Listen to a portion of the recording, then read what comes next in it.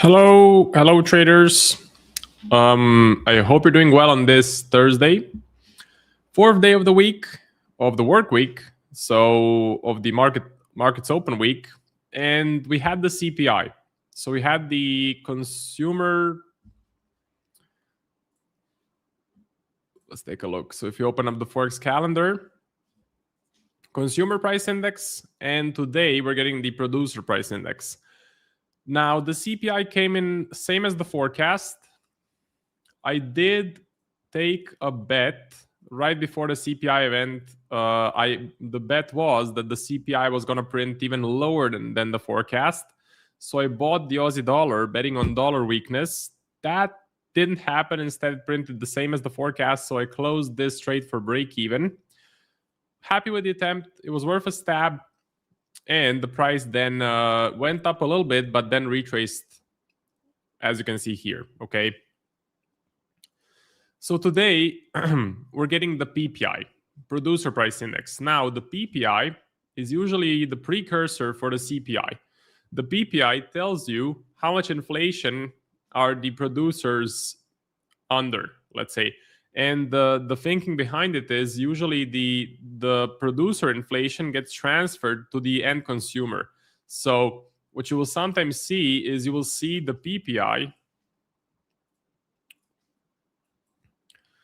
So you will see the PPI going up and the CPI lagging behind it, okay? Because the costs from the producers definitely don't get paid by the producers. Like 95% of the time it gets transferred to the consumer, okay?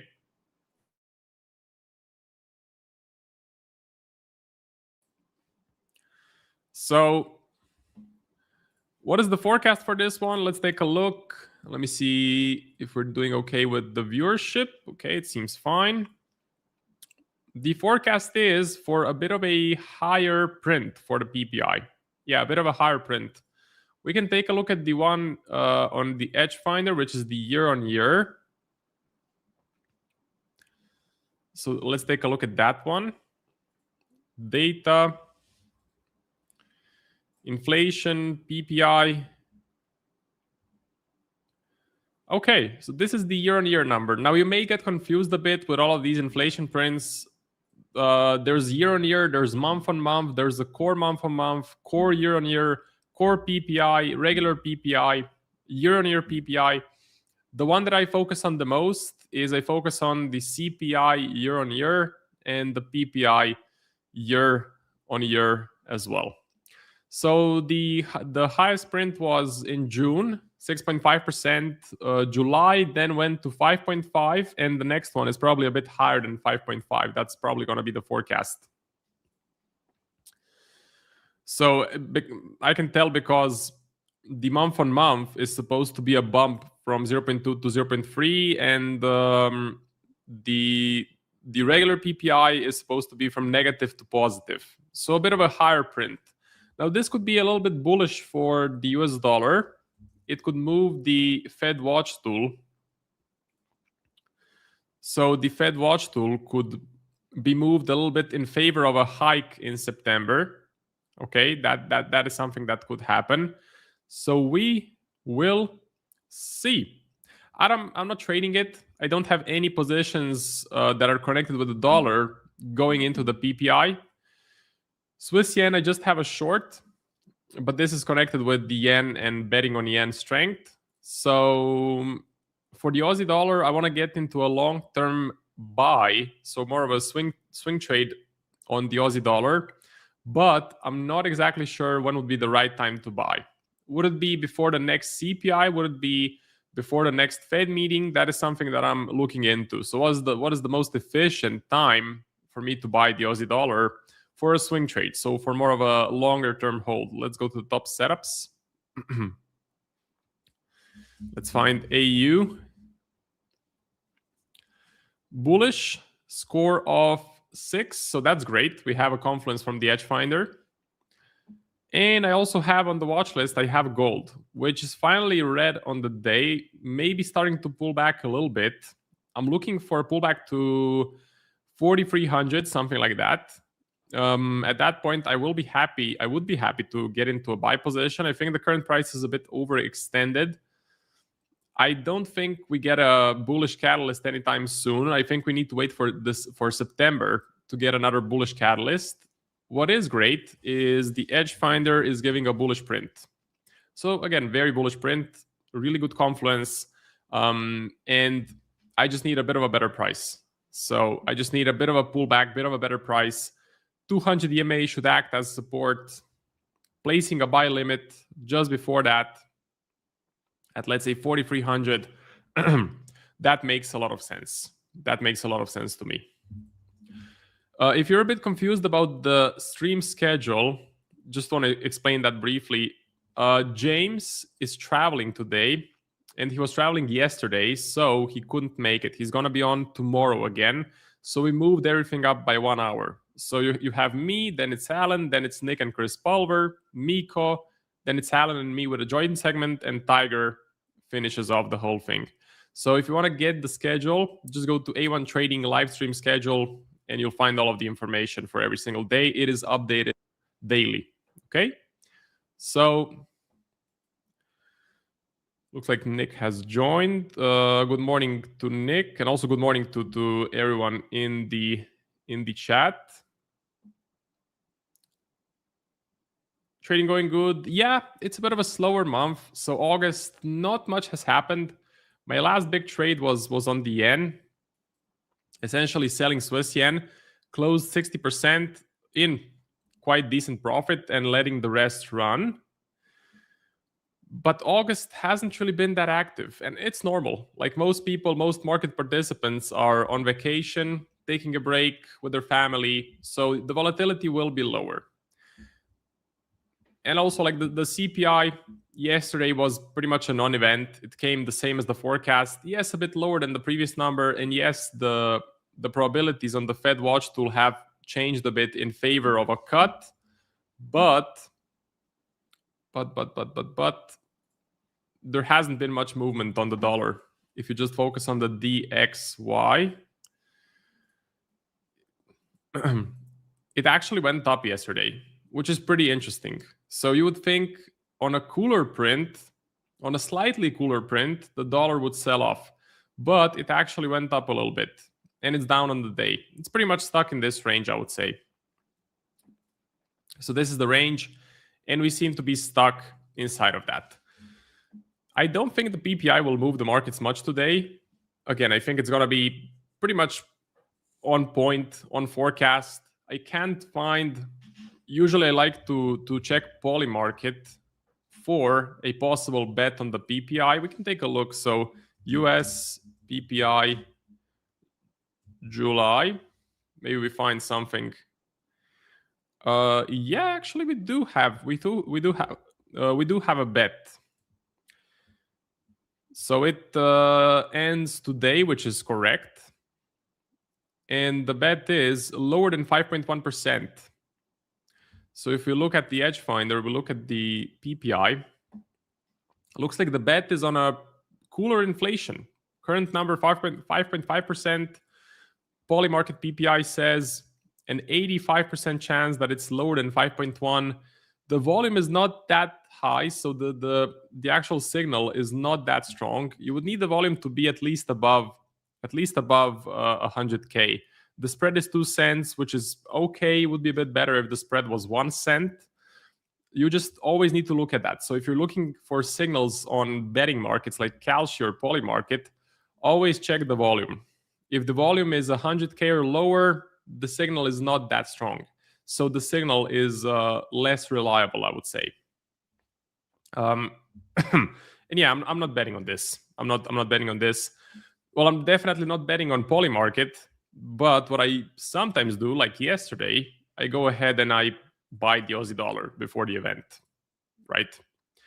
But this time for the PPI, I'm just flat. I have the Swiss yen short, and that's about it. I have some stock positions.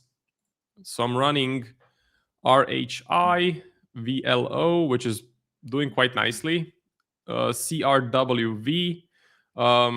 This is a classic breakout trade. this is again a classic breakout trade. This is an episodic pivot. So if you read the latest Market Wizards, you would know about episodic pivots from Kulamagi. He's like the first trader that's interviewed.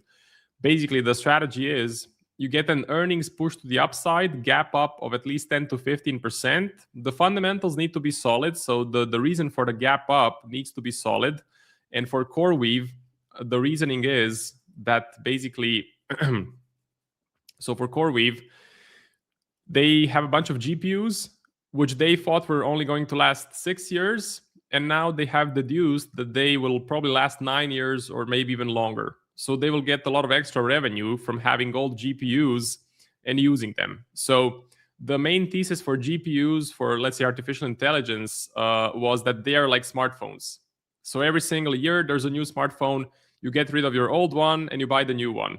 But the case may actually be that the GPUs are like airplanes, where you can use them for 10, 20, 30 years. Well, maybe not 30 years, but 10 to 20, and get much more revenue out of the old ones. So that's kind of the new thesis about GPUs. We will see if that's right. The market seems to think so. The gap up was pretty significant. Like if you look at the percentage, around 19%. And the bet is that this thing continues going to the upside. Okay. Now, something that you can look at is if you look at the stock box, the current very popular strategy that I saw is looking at sectors. Okay, so you're looking at sectors, you're trying to find the winning sector, and then you're trading the best stocks in that sector. It's a strategy that's not yet super popular, which is great because a super popular strategy will probably stop working pretty soon. Well, here on the stock box, you can find the sectors, and you can try and deduce which one is the strongest. Like oil and gas right now is a strong one. So if you can find the top picks in the energy sector, the top stocks in that sector, that could produce a really nice trade. Hello, Nick. Hey, Marco, keep going. I'm loving this. I wanted to join because I was just looking at some stocks as well and wanted to exchange ideas. Yeah, just to finish up, I think I actually have one energy stock here. Yeah, I think VLO is supposed to be an energy stock. Let me just see. Oil refining marketing. So this is the principle, basically. So you find the top sector, which in this case could be oil and gas. You find the best trade in the sector or the best stock in the sector, which in this case could be VLO because the technicals are picture perfect with the pole and the flag and the breakout, and you buy the breakout. Now the management is trailing stop loss, and basically you're waiting for a close below the 10 EMA. Very simple management, very mechanical. You just wait for the price to appreciate if it will, and then close below the 10 EMA. That's when you close the actual position. You can also take partials, put the stop to break even after 4 to 5 days, but that's up to you. So very simple stock trading strategies. And also, if you guys want to get the stock box, I know Nick basically did a lot of work on the stock box, put in a lot of new features. So definitely do take a look at that. The link is in the description, right? That's right. Should be there. And awesome. You've got code Marco if you guys want a discount. Yep. Code Marco gets you 15% off. I think your mic is a bit buggy. Quiet or loud? Weird. It's too loud, I think. Okay, the sensitivity may be too high. How is this? Is this better? Yeah, this is better. We have the same one, actually. Oh, yeah. I don't know why, but my mic in StreamYard has been so odd recently. But if it's too loud or clippy, just let me know and I can hopefully fix it. I wanted to show you another idea. I think you and I, Marco, have watched a lot of probably the same videos, kind of glorifying the stock trader legends that are like momentum traders and things like that. Yep. And I wanted to kind of show you just like an example of stock that I'm looking at, like Etsy, for example. This is one that it's not necessarily something like, oh, I don't wake up each day and I'm thinking this is the best investment of my life. I love Etsy. Maybe I do, maybe I don't. But there's a couple characteristics that when it comes to like stock trading that I feel like you and I have both seen in many examples of people who are very successful stock traders. Momentum is like a huge component to it. And if I'm looking at a stock, you mentioned like the energy and gas stocks, like they've got some momentum, they've got some strength here. When I look at this chart, this thing is clearly trending higher. It looks really solid. It's pulled back to a level. I still do like to wait for pullbacks. I know you kind of talked about like the breakout. A lot of times the best breakouts, they just break and they just go and go and go. And there's many styles or entry patterns that I think, you know, you can approach momentum trading with. But I think the big picture stuff that you kind of alluded to is just when you catch the big runner, just to stay with it and hold on to it for a very long time. I was thinking about this morning when I was having breakfast. I was thinking about, you know, one thing that I feel like a common trait amongst everyone who I know that has done really well in markets, like 99% of them are either long-term investors who caught ginormous trends by holding on to great stocks for a long time, or momentum traders and investors too. Like it feels like all the big winners out there are holding on to ginormous wins. That's also been my experience in trading. I think you too, like these very one-off rare trade examples are where a lot of the gains come from, is like just a select few trades. Absolutely. And the way that I've looked at stock traders, especially like in the Market Wizards book, the win rate to them doesn't matter. Like they don't even count the win rate. It's not even in their calculation. So like 20% win rate, totally, let's say average for the one of the best or the best traders in the stock market. It's all about like catching those 10 to 1, 15 to 1, 20 to 1 winners. And those come maybe 2 or 3 times per year. But if you can catch them, well, then you can make a lot of percentage, let's say. Yeah, that's right. Another one that I've done pretty well on with this style is Visa. I'm not logged into my brokerage account, but I'm long Visa. I've stayed long Visa. And what I realized, exactly what you're saying, like when I've done these trades, it's most of the time they don't work. Like most of the time I take an entry, boop, that looked dumb. Next one, that one looks dumb. And then every once in a while you catch this one trend that just refuses to stop trending. And the longer I trade, I think the less my win rate becomes, because the more I'm just like, if something's not working, I'm so gone so quickly. And then if it runs, I just hold on to it and I try and stay there, because, you know, I feel like one thing that I've maybe early days made the mistake of that a lot of people do is like wanting to take profits really quickly feels psychologically rewarding, but it's sort of like, you know, one expression that I like is it's sort of like you're weeding in the garden, but you're actually just chopping the heads off all the flowers, like all the best growing opportunities. You're cutting them off right at the best time. Absolutely. And in trading, the thing that is so hard to go through is the clusters of good luck and bad luck. So I saw it in a YouTube video years ago. Essentially, like you have a period where the S&P is flat for weeks, for 6 to 8 weeks, and you just take losses and losses and losses. Yes. And then it starts to trend, like in April this year, where the semiconductors just led the massive move up. And that's when everything starts to work. And everyone can feel like a genius because everyone makes money. So that's why it's even more tough than people think, because the probabilities are highly skewed to those clusters of good luck and bad luck. So you feel like a genius for 3 weeks, and then you feel like complete failure for the next 3 weeks, because anything you put on or everything you put on takes you out.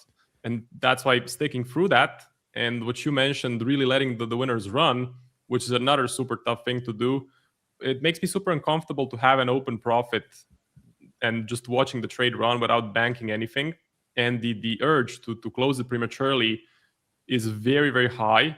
But the best traders leave it running as much as they can. They follow the mechanical exit rule, and they just kind of push through it.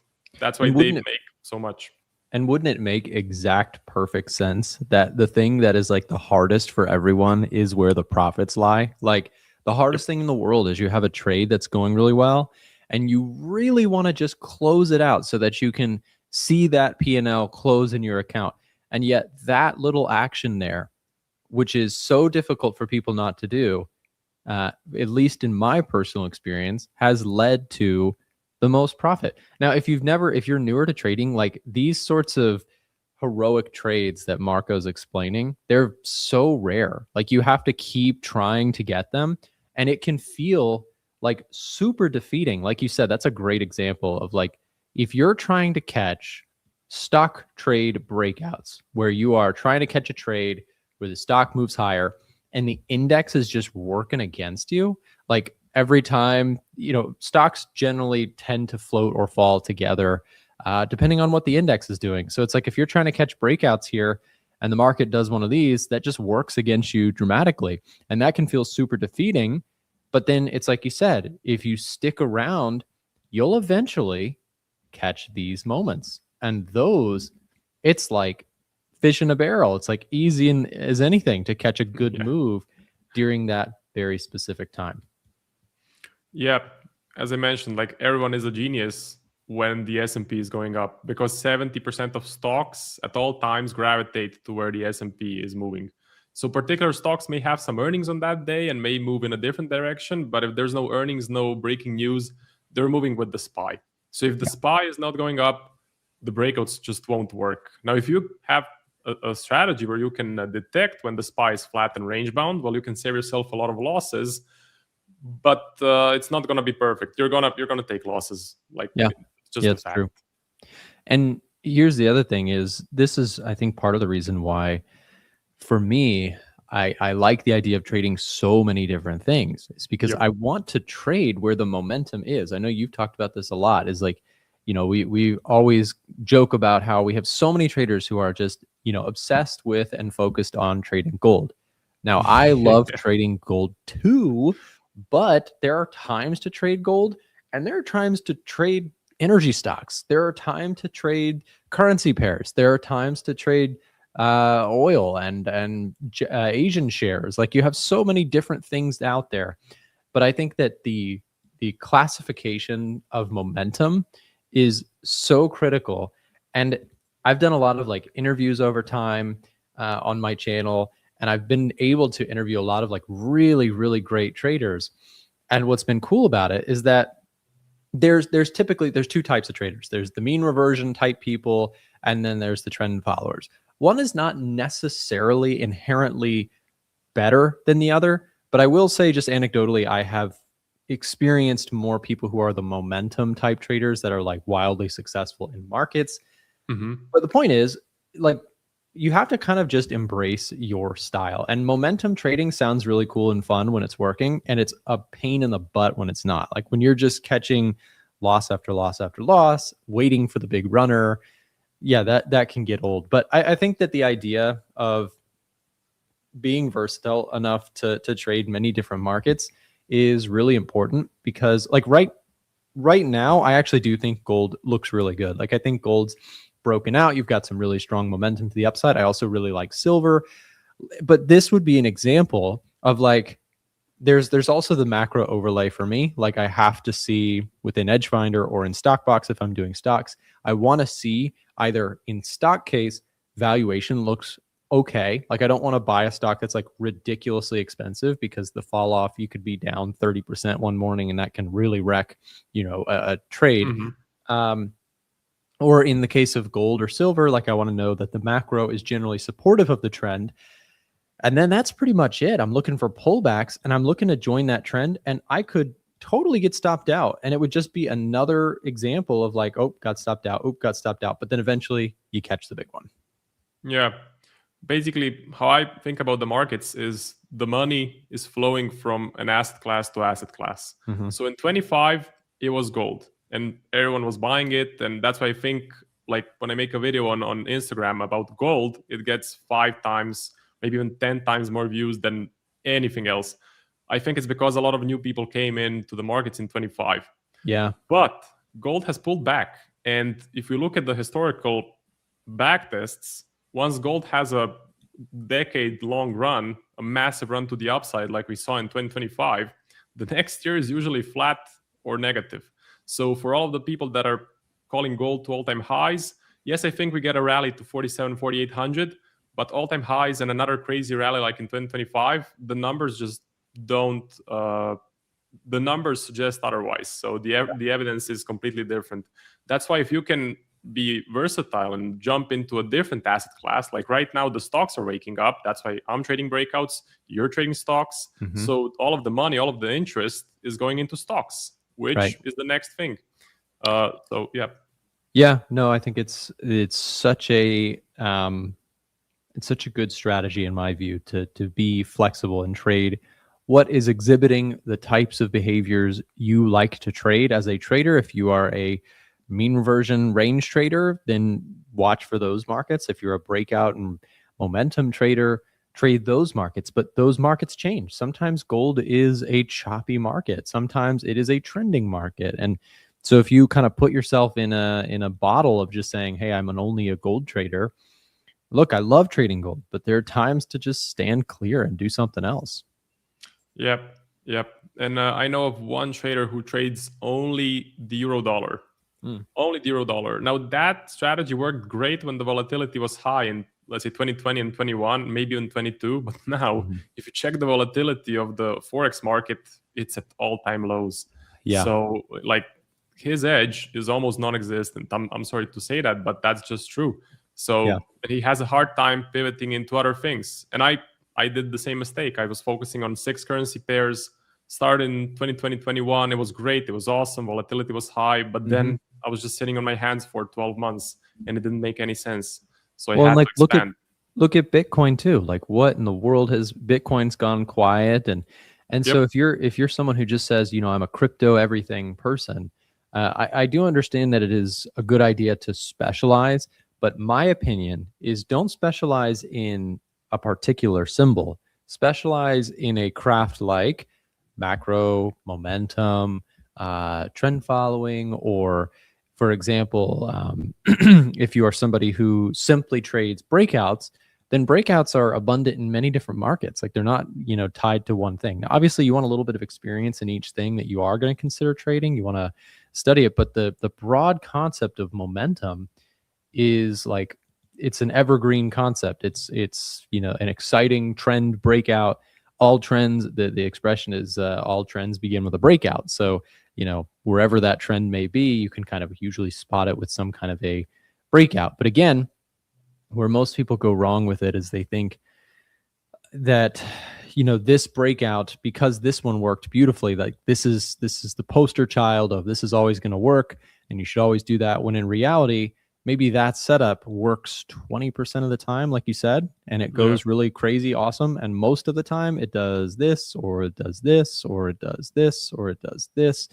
And you are looking and waiting patiently for the one example where it moves higher. And that is why, you know, people comment all the time. I have these videos that are like, how much can you make per month as a trader in percentage form? And people get so angry and they're like, you know, it should be 10, 20, 50% per month. Because, you know, if you're a really good trader, and it's like, it doesn't matter how good of a good trader does what we just talked about. They keep showing up to a trade that seems not to be working, but they know because they've back tested enough that sometimes it does work, and it works enough to pay off the losses. And if the volatility is at all-time lows, no one is making money. Yeah. Like you can't invent volatility. It has to happen. The moves have to happen. If they don't happen, there's no opportunity. That's just, if the markets are extremely efficient, then we just can't make any profits. Yeah. Speaking of volatility, here's the VIX down to 14.55 today. Like I look at this and I kind of get bored. Like when this is happening, you have the move index is another one that you can look at for bonds, and you can see bond. By the way, this a lot of times is also a good one for currencies. The move index, very, very low. The VIX, very, very low. So you have the situation where markets are quiet. Doesn't mean they have to stay quiet. They could lively up really quick. But in that case, you know, you want to also, I think there's also, I was listening to, I sent that video in the group chat, Larry Williams talking about how he really only right now, he mentioned and this felt very familiar. He's like, the only thing right now that I really am liking is gold on, and he's a very similar trader to ourselves. He's a momentum, trend follower type guy. Yep. And him pointing that out, I thought was really interesting, because there are just times where charts go quiet, they go sideways, and we have to not mess it up by waiting patiently for the right moves to start. Exactly. And I can see that Alan has joined, so I think his segment is starting now. So I'm gonna pass the show to Alan. Thank you, Nick, very much for joining and doing this joint segment. I think it was super fun, and we talked about some really key stuff. If you guys saw this, just think about it, because it works. Don't focus on just one thing. Don't focus on just gold. Expand, and you'll make a lot more percentage. So yep. Yeah. Love it. Yep, we'll pass the show over to Alan. Mark, if you want to do all the backside thing, I'll get out of here as well. But yeah, great talking to you. And up next, you guys have Alan Perez. Stay tuned. Okay, I'll set things up. Okay. See you. See ya.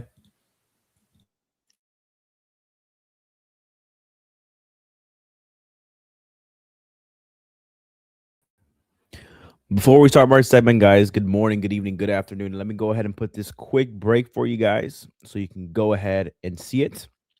I'll be back in about 1 minute and 10 seconds, so stay tuned. Hey traders, don't go anywhere. The show will be right back. I just wanted to tell you about today's sponsor, that is ACAP. ACAP is currently offering traders outside of the United States a huge welcome bonus when you create a new account using the link that is being dropped in the live stream chat or in the description down below. When you create a new account using our referral link, they'll give you a 20% deposit bonus to your new trading account. For traders who prefer trading on a brokerage rather than a prop firm, this is a great option in which you get a nice little boost to your new trading account. But I do also want to disclaim that terms and conditions do apply to this, so please see the full details using the link that's just been dropped in the live stream chat. Alternatively, you can scan the QR code that you see on your screen right now if you're watching from a desktop or a TV. ACAP has several regulations worldwide and is a very well-known CFD and Forex brokerage. So check out ACAP if you're interested in switching over and taking advantage of this really generous welcome bonus they are offering our subscribers now. As always with any sponsor, please do your due diligence to make sure that this is in fact the right brokerage for you and your trading style, as well as your own risk tolerances. Thanks to ACAP for sponsoring today's content. Now back to the show. Good morning, good evening, good afternoon, everyone. Guys, if you guys are looking for a new brokerage and you are not in the US, go ahead and check out ACAP. They are offering a 20% welcome bonus for a limited time. So go ahead and drop the link that was dropped in the chat there. Just go ahead and find it, click it, and go ahead and get 20% on your money, man. That's a pretty good return, I would say. If you can get 20%, that's a pretty good deal, okay? So go ahead and check them out. Good morning to you guys all. Ball out. I got my coffee. I got my flip-flop beans today. We are ready to go. We have another round of inflation data, PPI. So that's going to be very, very, very good. We'll go ahead and see what happens. The consensus is that it's going to tick lower from previous. So previous was 5.5. We're looking at 4.9, give or take. And then core PPI is looking to be lower at 4.1% versus 4.7 previous. So we'll go ahead and see. One thing I can see here is it seems like my camera is a little bit elevated. Let me fix this real quick, guys.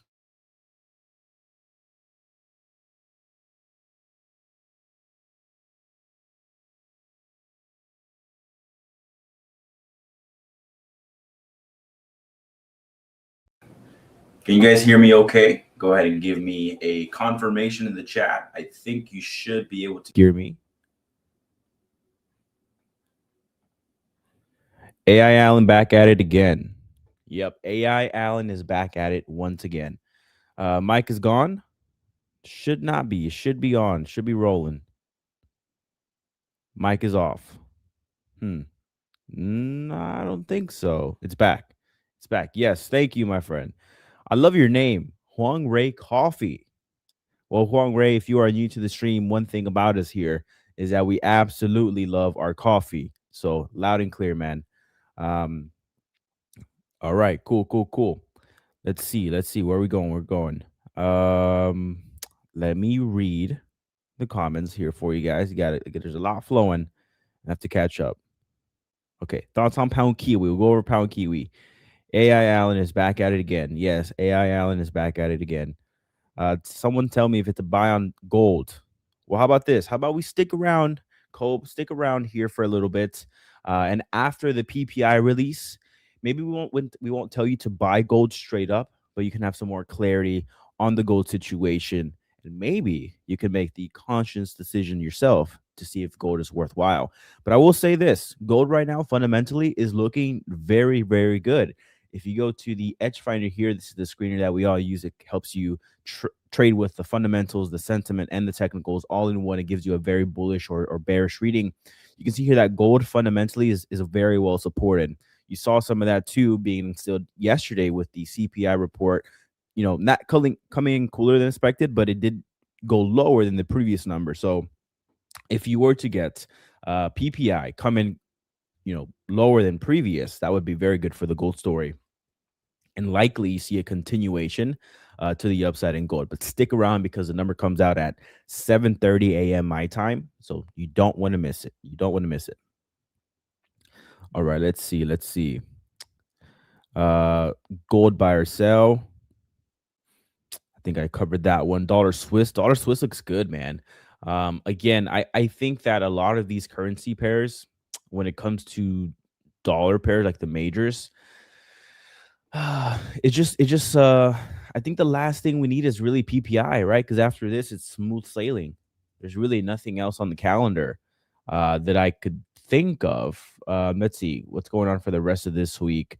So PPI is today. After that, it's nothing. It's retail sales. And then what's going on next week? Is next week pretty quiet? I would think so. So next week you have meeting minutes, and that's about it. So after today, it's pretty much smooth sailing. So PPI is going to be very, very big. Very big. You also have oil down today, too. You have oil down, 1.4%, which is good. It seems like it's just going to continue trading in this range that we've been seeing for a long time. So nothing new there. So yeah. Prizard. Alan, how dare you suggest people think for themselves? Well, I guess that's my fault, right? I guess that's my fault.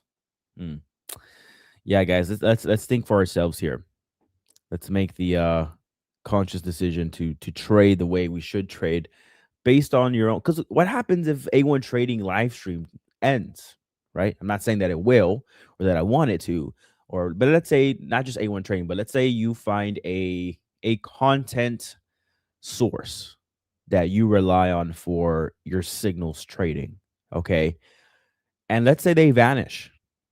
Well, what do you do, right? If trading is your business, that's where you make your income or whatever, if that's gone, then what do? Right?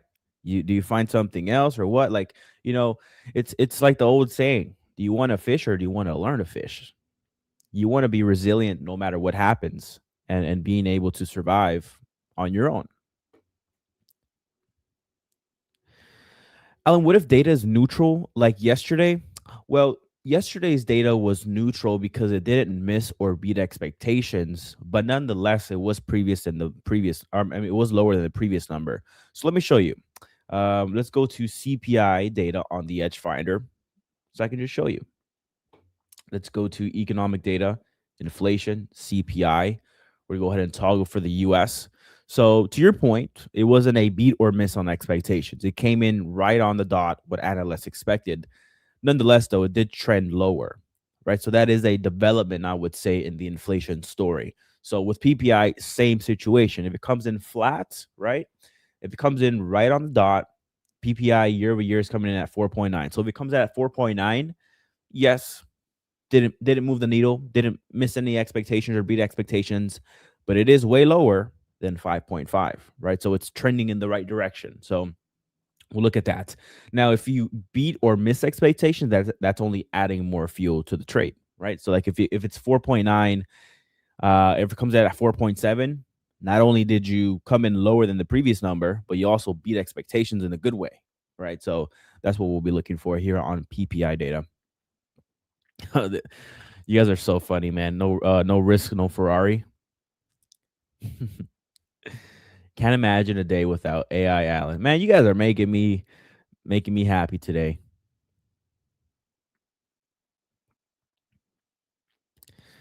Let's see. We shall create an AI OpenClaw agent who keeps the legacy running. I see what you mean. We shall create Nick GPT, an AI OpenClaw agent who keeps the legacy running. Hey man, you know what? That may not be a bad idea. Okay, it may not be a bad idea. One day we're all gonna have neural links in our heads, and we're just gonna be flowing. You know, we'll be here forever. What do you guys think? Are you guys looking to get Neuralink? Is that something on the horizon for you guys, or no? Me personally, maybe not the first round, but you know, it's kind of like adopting the internet. You don't want to be the one guy without internet in a world full of internet. So I don't know. It's kind of weird. Kind of weird to think about.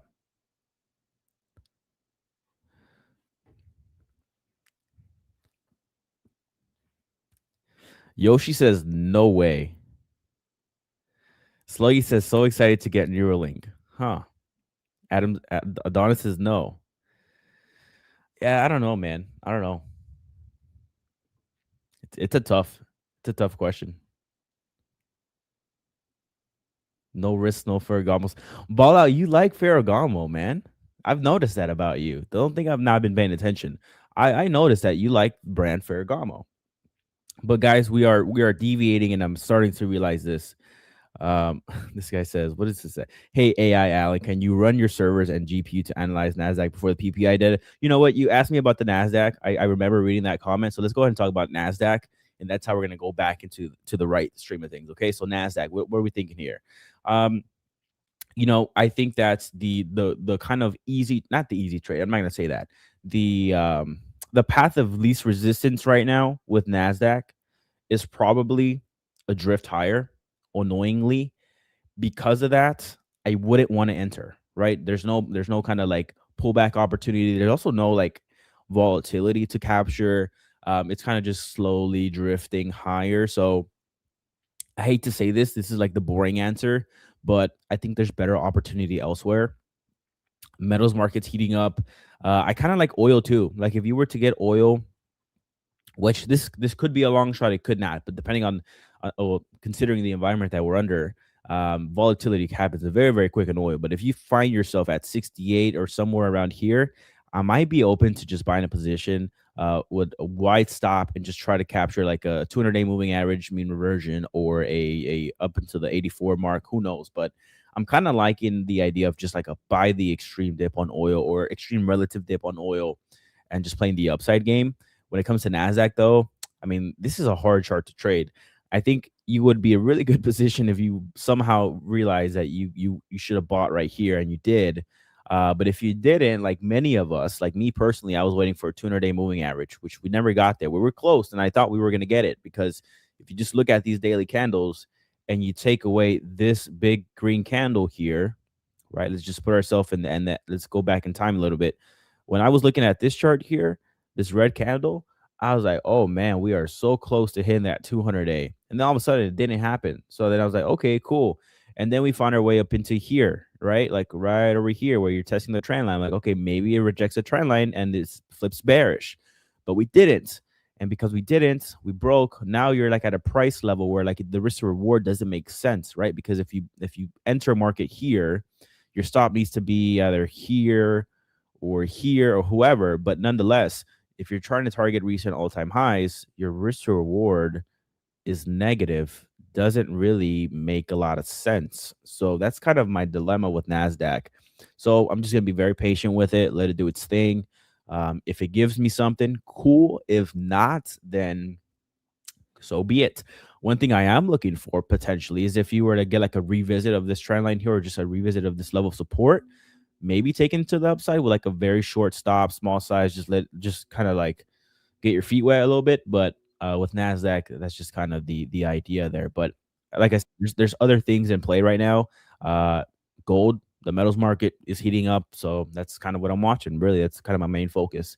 I'm flip-flopping, as you guys say. I'm flip-flopping around, so I'm waiting for the next thing. and gold seems to be the thing right now. So I'm just going to be staying consistent with that.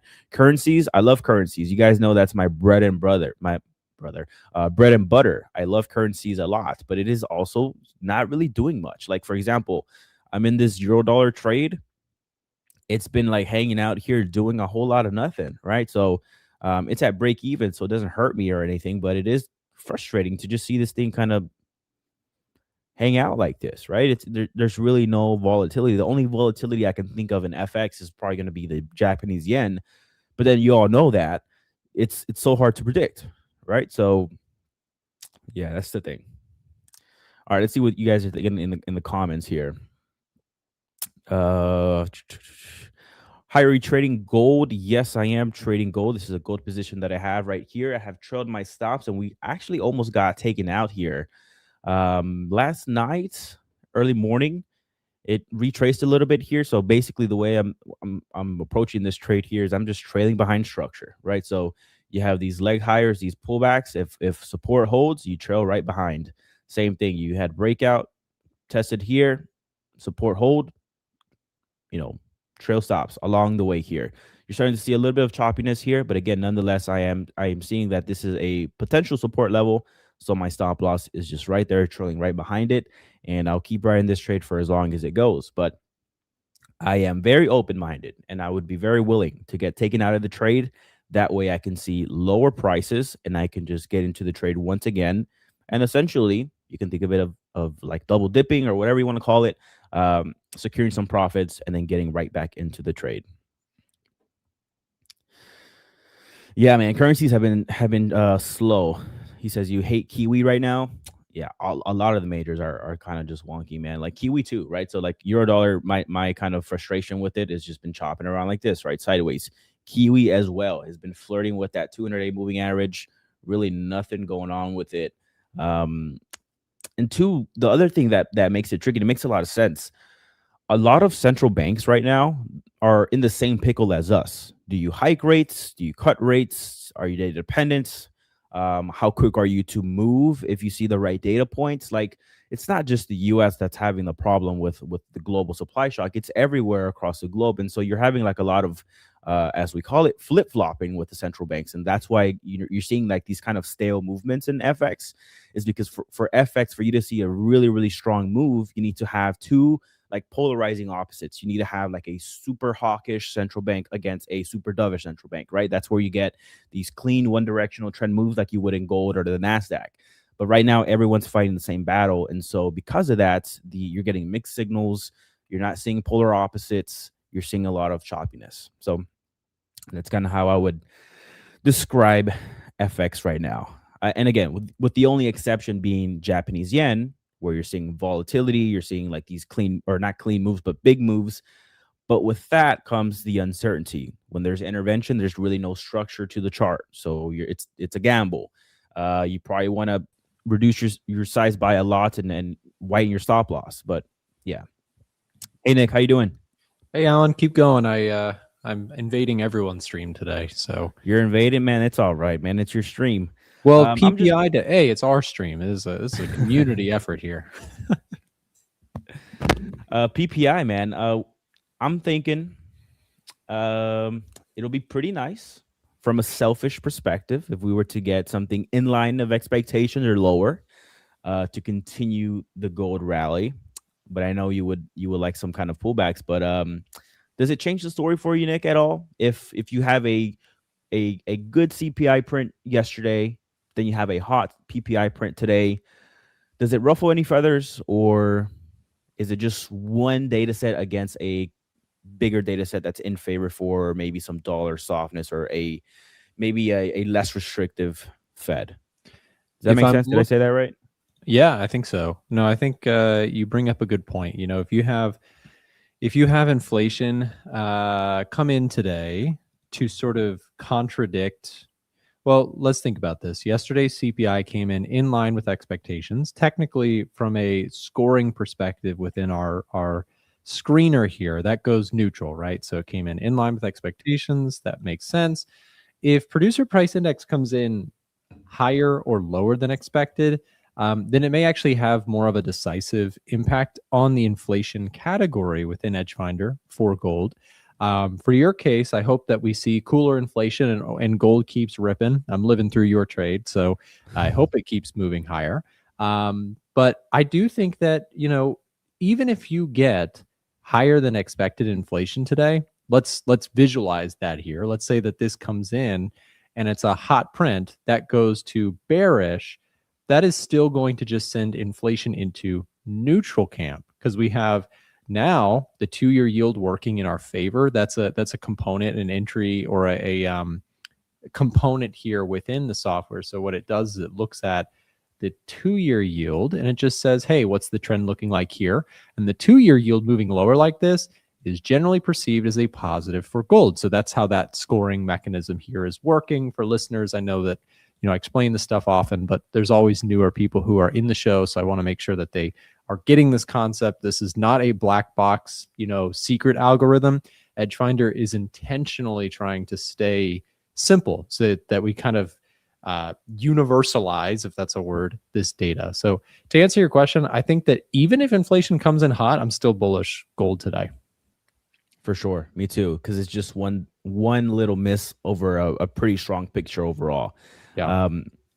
So yeah, I'm like I mentioned, I wouldn't feel any type of way if I got stopped out. It just gives me an opportunity to re-enter on any dips and kind of double dip a little bit and participate once more.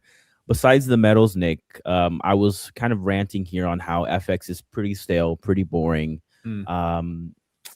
Nasdaq too, for example, they had questions on that. Also too, just kind of drifting higher a little bit, didn't really give any meaningful pullback. So like, I wouldn't want my cost basis to be way up here if I'm entering on any fresh swing trades. Is there anything else you're watching, or are you kind of just attention on the metals? I think right now, in terms of where I like the setup, it's going to have to stay with the metals. That's like the most obvious spot, but I'm totally with you. I made this point to Marco earlier, just to help you visualize for listeners who are hearing Alan say, currency volatility is low. One way that you can kind of study that is through the MOVE index. Now, this is specifically bond market options volatility. It's sort of the VIX for bond market, but bonds and currencies, they typically are very volatile either together or very not volatile together. So one way, if you are somebody who trades currencies, if you have watched the 2022 market, 2023 market, where you had, rate hikes, as you were explaining earlier, Alan, when you have divergence between central banks, drama builds up, you've got good movement. Right now, you've got kind of a sleepy currency market. And I think that, in the last few years, the streams have moved further away from currencies, not necessarily because I don't like trading currencies or you don't like trading currencies, but because we are sort of, we're a group of traders that hunt where volatility is at. If there's no volatility, it's really hard to make money. If you're trading something that doesn't move, you're just going to pay a lot of bid-ask spreads to the broker. Mm-hmm. I'm with you too. Like my focus here, like reflecting on when I first got onto the stream was FX. That was my thing, right? And it's like if you stay with something that is not really too opportunistic, then it just makes no sense to continue that way. And that's why I'm kind of dabbling into the other things. And it's important that, thankfully, the tool that we have at our disposal, the Edgefinder, covers everything. So it's not like you have to marry a certain asset class. If there is a switch in attention, or if there's opportunity elsewhere, it will let you know, and you just have to move towards that direction. But I'm kind of with you too. Like I'm having trouble there, unless like I'm not a stock trader myself, Nick. I'll be honest. I'm more of a long-term investor in that sense. But yeah, what about like the sectors or stuff like that you're looking at? I know you dabble into that, maybe some options too. Is there anything hot in the sectors? Are you still looking to buy the dip on like I think you like software, right? So is software still a buy the dip opportunity? Maybe the semis trade. What's going on that side of things? Yeah, it's so in terms of where I'm at with sectors, I know Marco was talking a little bit about our new top sectors feature here within Stockbox. This is definitely, the thing is, I like chasing whatever is moving. If there's momentum, if I've got a solid moving chart, like you've got that wonderful gold trade going, like you've got momentum there, you've got a chart that's moving. And just to clarify, I still do trade currencies and I love trading currencies. And like you, when I got into trading 10 years ago, there's been times where currencies are like a really big part of my focus because they're moving. Like there's a lot of volatility when the yen is really making a move or the dollar's making a move. It's exciting. There's opportunity to make really great trending moves. But for me, it's like I just want to stay with whatever is currently actually moving and giving us some opportunities. So here's like a look at some sectors here that are getting generally either strong trends, valuation models. We do have some null values because we just added a bunch of symbols and they are still being worked on here. So we bear with us. We have basic materials that got added, transportation, biotech, retail, regional banking, software.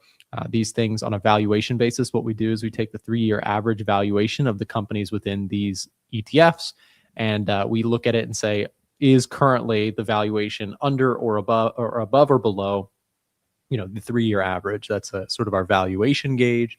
Then we have the impact of underlying stuff. So economic growth recently has been weaker than expected. Each sector gets kind of a weighting on how impactful it is to that sector. So like, for example, weaker than expected growth is especially negative for financials, which are very tied to the underlying, the economy. If banks, if the economy is slowing, loans are not being processed as much, financial services can be a little bit more under pressure. So we've weighted this, for each thing too, like oil and gas or basic materials, like certain things are more impacted by inflation. Anyways, this is sort of my filter for that stuff. And what I'll do is I'll just look through this whole list and I'll say, all right, what's pulling back? I use a 20 and a 50-day moving average, nothing fancy here. I'm just looking for pullbacks. And if it pulls back, my checks have been like, this takes me 5 minutes a day. On the sector side, I am just looking for pullbacks into my moving averages or a level of support. And then I'm checking stock box to just ensure that the total score looks valid. I don't want to buy something that, just like Edge Finder is sort of our macro filter, stock box is my sort of valuation filter. So right now, to be honest, not a lot of stuff is pulling back.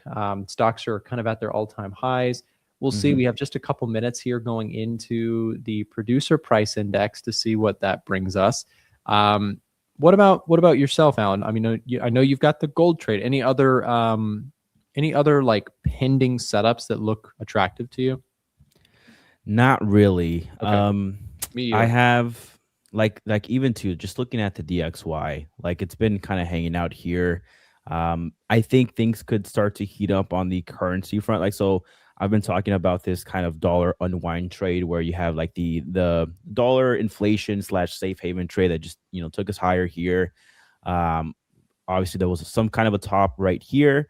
And now you're starting to see what could be a continued like dollar unwind trade. I'm kind of looking at that 200-day moving average. If you lose that 200-day moving average, then maybe you're getting closer to the kind of war start area and maybe you can take some trades on that. But until you see something like that, this could very well be either DXY hangs out right here or you find some dip buyers right here. It really all depends too on like the Trader Hormuz stuff, which that's unpredictable. So why would you put so much emphasis on something that's so unpredictable, right? Like it's unreliable. So that's kind of the only thing that I'm watching there for the currency side of things. With equities, like you mentioned, near the highs, there's really nothing you can do there. So I'm just basically sitting with the metal right now, which is working nicely. And again, even if I do get stopped out, I'm very open and willing to go ahead and just jump right back in on a pullback and just continue being active on the precious metals. Yeah, I like it. And I think one area that I like right now too is actually, I do have a bit more of a bearish tilt on the US dollar.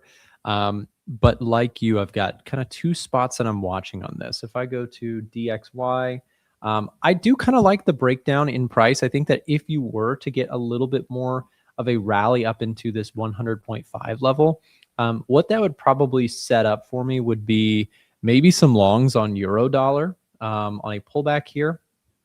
So I'm watching this level here, this 1.1470, let's call it.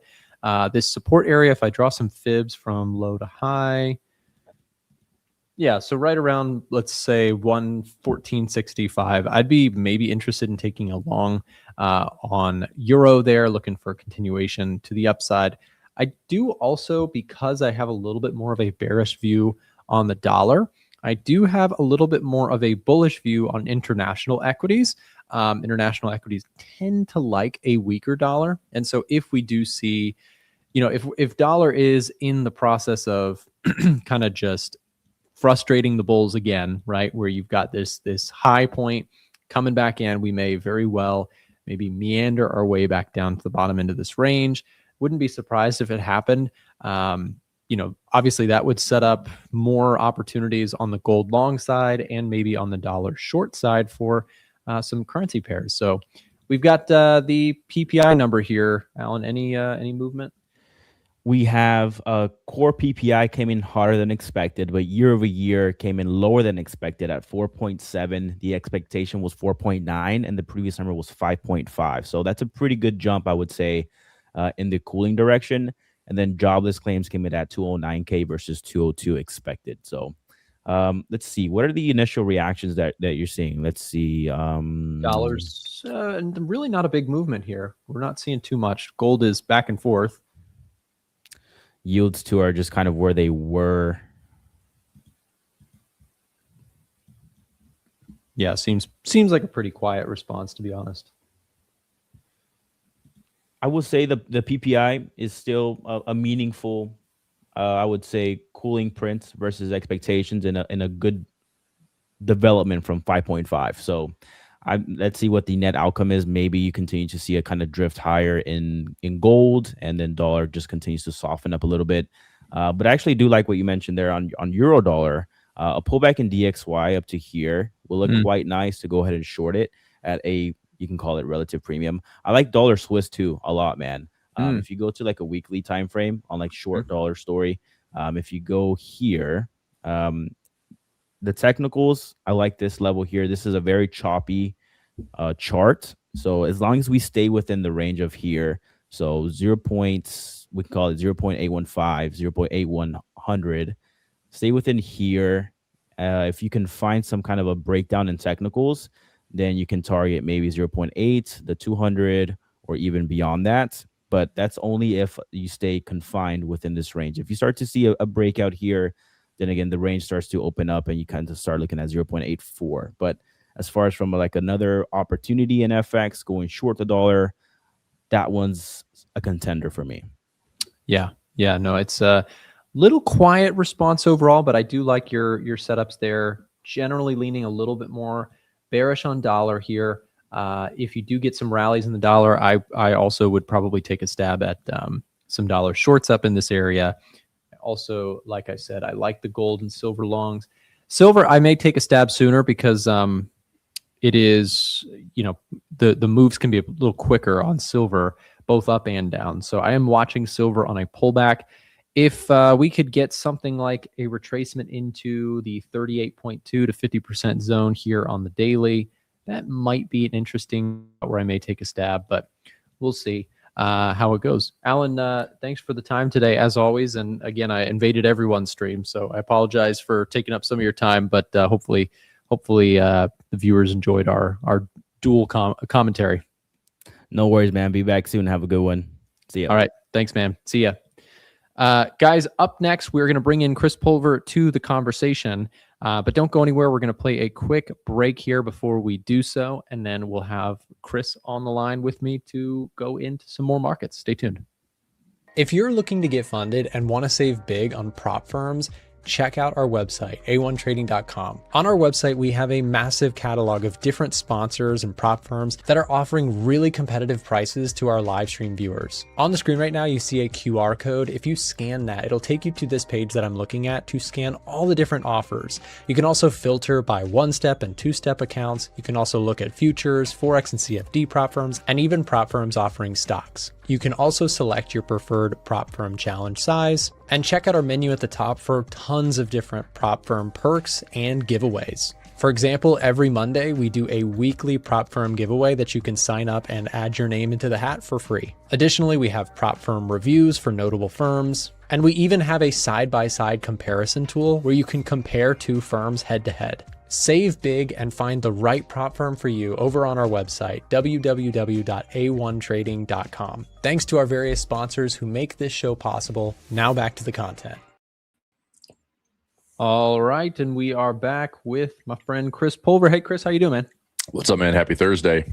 Happy Thursday. Chris, we are fighting a volatility crash that we haven't seen in a while. The VIX is the lowest that it's been since December of 2025. We have charts are going mind-numbingly nowhere. Is this something that we should get used to? You think we have more room for the VIX to keep going? What do you think? I think this is somehow an intentional volatility suppression that's going to eventually break out. The problem is when and how.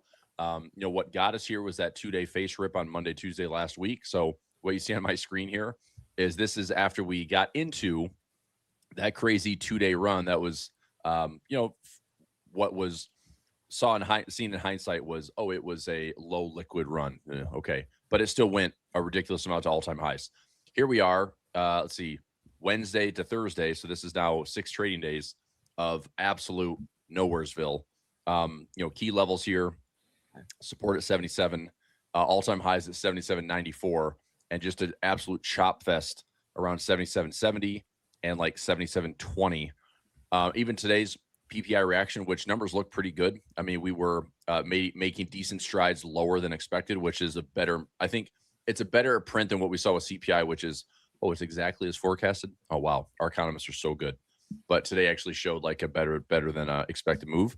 But I don't know if there's enough to drive this price, dude. I mean, this VIX at low points, it does make me want to get long the VIX going into like September, October, just for if it's cheap enough. Like, yeah, I don't know. Do we have a flare up to 20 again? And maybe it's intentional. Maybe it's all like just suppress.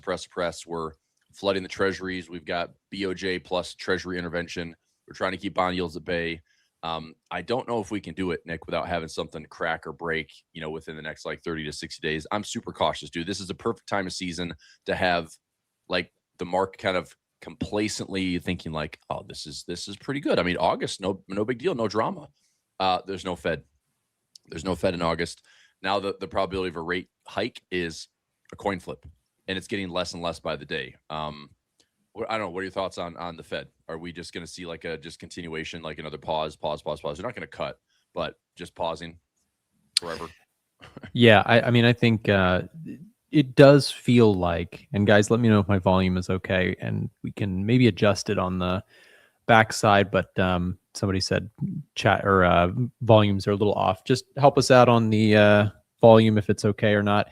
Anyways, yeah, to answer your question, I mean, it feels like there is a lot of room for the VIX to get upset about something. You have many different possible catalysts in front of you, and it really only takes when you have volatility like super low, you really only have any of the following things to get the VIX to flare up. Like if you have midterm elections cause uncertainty, or there's any surprises there, if you have tariff stuff come back full swing in any way, if you have the Iran-US stuff flare up in any way.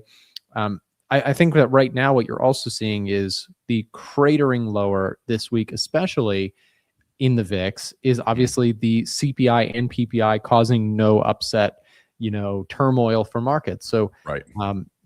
It does feel like also in the short term, you're like, okay, there's nothing pressing on the headline right now. So that's why the VIX is, crashing lower. But if you can think about it, you're like, okay, well, there's many possibilities for things to flare up. I think that the other side of that is like, it depends what type of trader or investor you are. If you're like fully invested, I would look at this personally, not financial advice. I'd probably buy some protection. If I was just sitting in a full, portfolio of stocks. Yep. When you get really low volatility like this, I start getting a little bit like, okay, things are too quiet. You know what I mean? Yep. I may do a couple ways. So I get long the VIX on occasion. It's a very, very difficult trade because we might see the VIX like go from 14 to 20 and there's your volatility flare up. That's not a profitable trade. It's an okay trade. You might sliver out a couple $100 a contract, but you know, the long VIX for me is like, well, if I'm long at 14, do we have a VIX flare up to 30 or 40 or 50? That's when you make a lot of money on a trade like that. I don't think we get that VIX. If we do, like, something is way off. At the same time, we could have a VIX from 14 to 20 or 14, let's say, to 25 or 30. The futures market could have a crazy move like we saw back in summer 2024. So maybe one of the better plays for me is buying like an MES put or an MNQ put and just throwing it out there at like a, you know, 10% correction in the market. It's way out of the money. It's maybe going to cost me $300 to $500. And that could turn into like a, you know, 3x, 5x, 10x trade. And that's enough of a hedge to offset, you know, maybe if the market has a flare up in volatility, but doesn't necessarily have like a huge dip in the indexes. Thoughts on where we are technically for, you know, just look at postured SPX, which I'm sure a lot of people are looking at this like, I mean, it looks like a bull flag to me. I don't trust the inefficiency that we got there with. So, I mean, a pullback into, you know, 7,600, I think would make some sense. Maybe a pullback into the same lows at 73. It's like, I don't know why we'd unravel it. That would be a little concerning that maybe it's a topping pattern in the works. But I still think, as you and I've talked about, the risk is to the upside. It's still the upside. Like this blow off top is like, well, we just kind of started it. We just postured it and it just continues to climb, you know? Yeah. And I think, you know, the risk to the upside concept makes sense to me too, because if you get, you know, some kind of feverish bullishness, like I think you do have that, but you don't have it in like valuations. Like if you saw valuations go insane, like we've had an earnings driven rally here. That's very correct. Yeah. And so that's great. But like if you get a valuation based rally on top of the strong earnings, you could see some stupidly strong moves to the upside. Like it. Yep. And actually, I was listening to a lot of the analyst community is now targeting 82 to 8,400 by end of year, thinking that you have, you know, what is that? That's let's see, that like situational awareness, like tech AI bottom is in, right? Yeah, there's like a lot of analyst community is like 5 to 10% higher for the rest of the year. And to be honest, I don't think that that's outrageous. Like I think that if you were to get that type of move, I think you're probably going to get pullbacks and choppiness along the way. I tend to agree with you that I think we have not had the average. I think the average drawdown in a year is like 14%. That's like, you know, generally what we see. This year, have we had that for S&P 500? No, we've had less than 10. Less than 10, and then over here we had, you know, 5. So it depends your time frame horizon, or it depends your style. But for me personally, I can't really justify buying a bunch of stocks and investing up here. Right. And I know that, you know, we've been saying that for a while in terms of like getting good value on this thing, but you have to stay patient. You can't just you know, buy highs. And for me personally, at least, that's not how I like to approach it. Agree. So my thoughts on you know, this whole year I've been just kind of selling premium, letting these expirations roll off every couple of months or so. I've stacked in a lot based on seasonality. I had a lot of expirations in April and May and June, July, August 21st, I think is our OPEX. Then I'm skipping like September, October, and I've got a lot of like November, December, January stacked in as well. My thoughts on going out to like December and January for expirations and selling more premium on SPY, QQQ, DIA, IWM, other indexes as well. My thought is to stay at the yearly level. So if you look at a 12-month candle, I believe the S&P is at 6,800. And so, and again, that's not a low, but do I think that we stay above 6,800 by the end of the year? This candle started at 6,878. Do I think we can stay above 6,870 by the end of the year? I think if Trump wants to be president or stay with some type of majority power, he better hope that this market's going to be positive for the year, or else he has. I mean, his chances of truly having a third term, I think, are slim. But at this point, that guy can pretty much say and do whatever he wants and somehow get his way, which is it's baffling. But we're at 68, 68.78. for the year, it's like, well, we just maintain a positive year. That's probably where I'll have some premium stacked up. If I want to go all the way down to the lows we had in March, I can stack up premium around 6,300. Which one is safer? The 6,300. Which one do I think is still a winner? Probably 6,800. Because if we go, Nick, if we go to 8,000 plus and we're at 8,100, 8,200, 6,800 is way below that. But I don't want to be too far out timeline wise, because let's say we hit 8,000 or 8,100, and then our rollover is the average pullback, like you said, 14, 15%. That takes a lot of that away. So if we're at 8,000 and we pull back 15%, we're testing 67 and change, right? Yeah. So I just want to be careful. Like, how far out am I going? Do we hit 8,000 plus, and then what's your thought on the market? Like limping into the end of the year. So we get through midterm elections, we get a boost into midterm elections, or right after the midterms, we're up to 8,000 plus, and it just like starts to roll over and limp in, where it's like, are we not going to have all-time highs by the end of the year? Right? It's like if we drop, like, let's say 5+% coming off of an all-time high. Yeah, I mean, I think as we go into the end of the year, I do think like my path of least resistance is higher for the end of the year. But I don't see personally like a 15%, blowout runner into the end of the year. I don't really see that in terms of where do I see a pullback. If we do pull back, I also kind of agree with you in the sense that like 6,800, somewhere around there, I would be pretty surprised to see the S&P below that point. Right. That would be really, really shocking to me, because again, I think that there's a lot of dip buyers in this market, around that 7,000 level, 7,300, 7,250. Like, I think you're going to have a lot of people who have been on the sidelines waiting for dips and probably ready to deploy if you get it. This market has persistently rewarded every dip that gets, sold. So, or gets bought. So I generally think that you have more, I think maybe the path of least resistance for me is, I think we go sideways or pull back.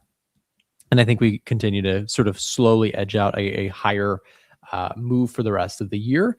I would be shocked to see a much larger decline than that. In my personal opinion, Chris, I actually think the better risk reward here right now is in the precious metals. I know we've talked about that a lot. I think that, I'll go out and say, I think like if you're looking at markets here versus gold versus stocks, I generally prefer precious metals right now. I think you have uncertainty about midterm elections. You have the overhang of the Iran war, if that ends. If you have, the Fed ultimately coming in a little bit more dovish than people had feared, like there's a lot of sort of like pseudo VIX plays here on the gold market as well, especially with the, we're still well off the highs. Now, I'm not necessarily thinking like we have by end of year all-time highs on gold, but I do think that you have plenty of room for this thing to climb back, to crawl back for the next 12 months. And so I'm a dip buyer on gold right now, much more than I am on stocks at these levels. I agree. Since we've been able to talk through this entire like pullback in gold and silver and talk through this accumulation, even if it's not like crystal clear upside, even if we just spend time bottoming out and building like a base, I think the upside potential on both gold and silver to me look way more attractive to see all-time highs 20% higher than it is to be buying all-time highs on these indexes. And again, not that I don't want the markets to go higher, but what I'm going to do is just sell premium and just see if time will roll off and pay me, versus I've got to be directional right now and take this, this overcommitment at the top. So 7,000, I actually think 7,000 could be like great premium especially if we're going to jump up to 8,000 or so. What I may do at 7,000 is a defined risk trade. What I might do at the 6,800 or the 6,300 is an undefined risk, meaning I can do like cash secured puts or take assignment, ratio spread. Yeah, like I'm willing to own the shares and kind of pick that as my ownership level. But like a 7,000 might look better for a defined risk trade where I can maybe grab like I'll risk, let's say, $400 to make $200 and do that 10 contracts or something. Just try to make it where if I'm wrong, I'm wrong. But like, do I think 7,000 is a level we can hold above, or 6,800 we can hold above? I think we can hang out and be above those levels by the end of the year. But probably selling premium back around that like March low at 6,300. I think we're like I don't know, not worst case necessarily, but you know, I know my charts look terrible, but I can see through all this crap. You guys can't. I can. Okay. But if we have something like this where we do, and I don't know, this is like, why would we test this level? I have no idea. Like, Nick, we have been talking about all these things that could potentially, dude, nothing has derailed these higher lows for right now. Unless, I mean, and I think I shared with you in Discord, it's like, did literally everything in the circular financial world just continue to get bigger? Like, to my knowledge, Jensen Huang and NVIDIA, they brought in Apollo Management, BlackRock, Goldman Sachs, some of the biggest pockets in the world. And it's like, finance this AI for us. And it's like, if one pocket of financing is like failing, or one point, like one part of it is struggling, there is a whole slew of deep pockets and big companies with moats, with lots of cash, that can still kind of pick up the slack. So it is like, it just seems like something that is set up incredibly well insulated.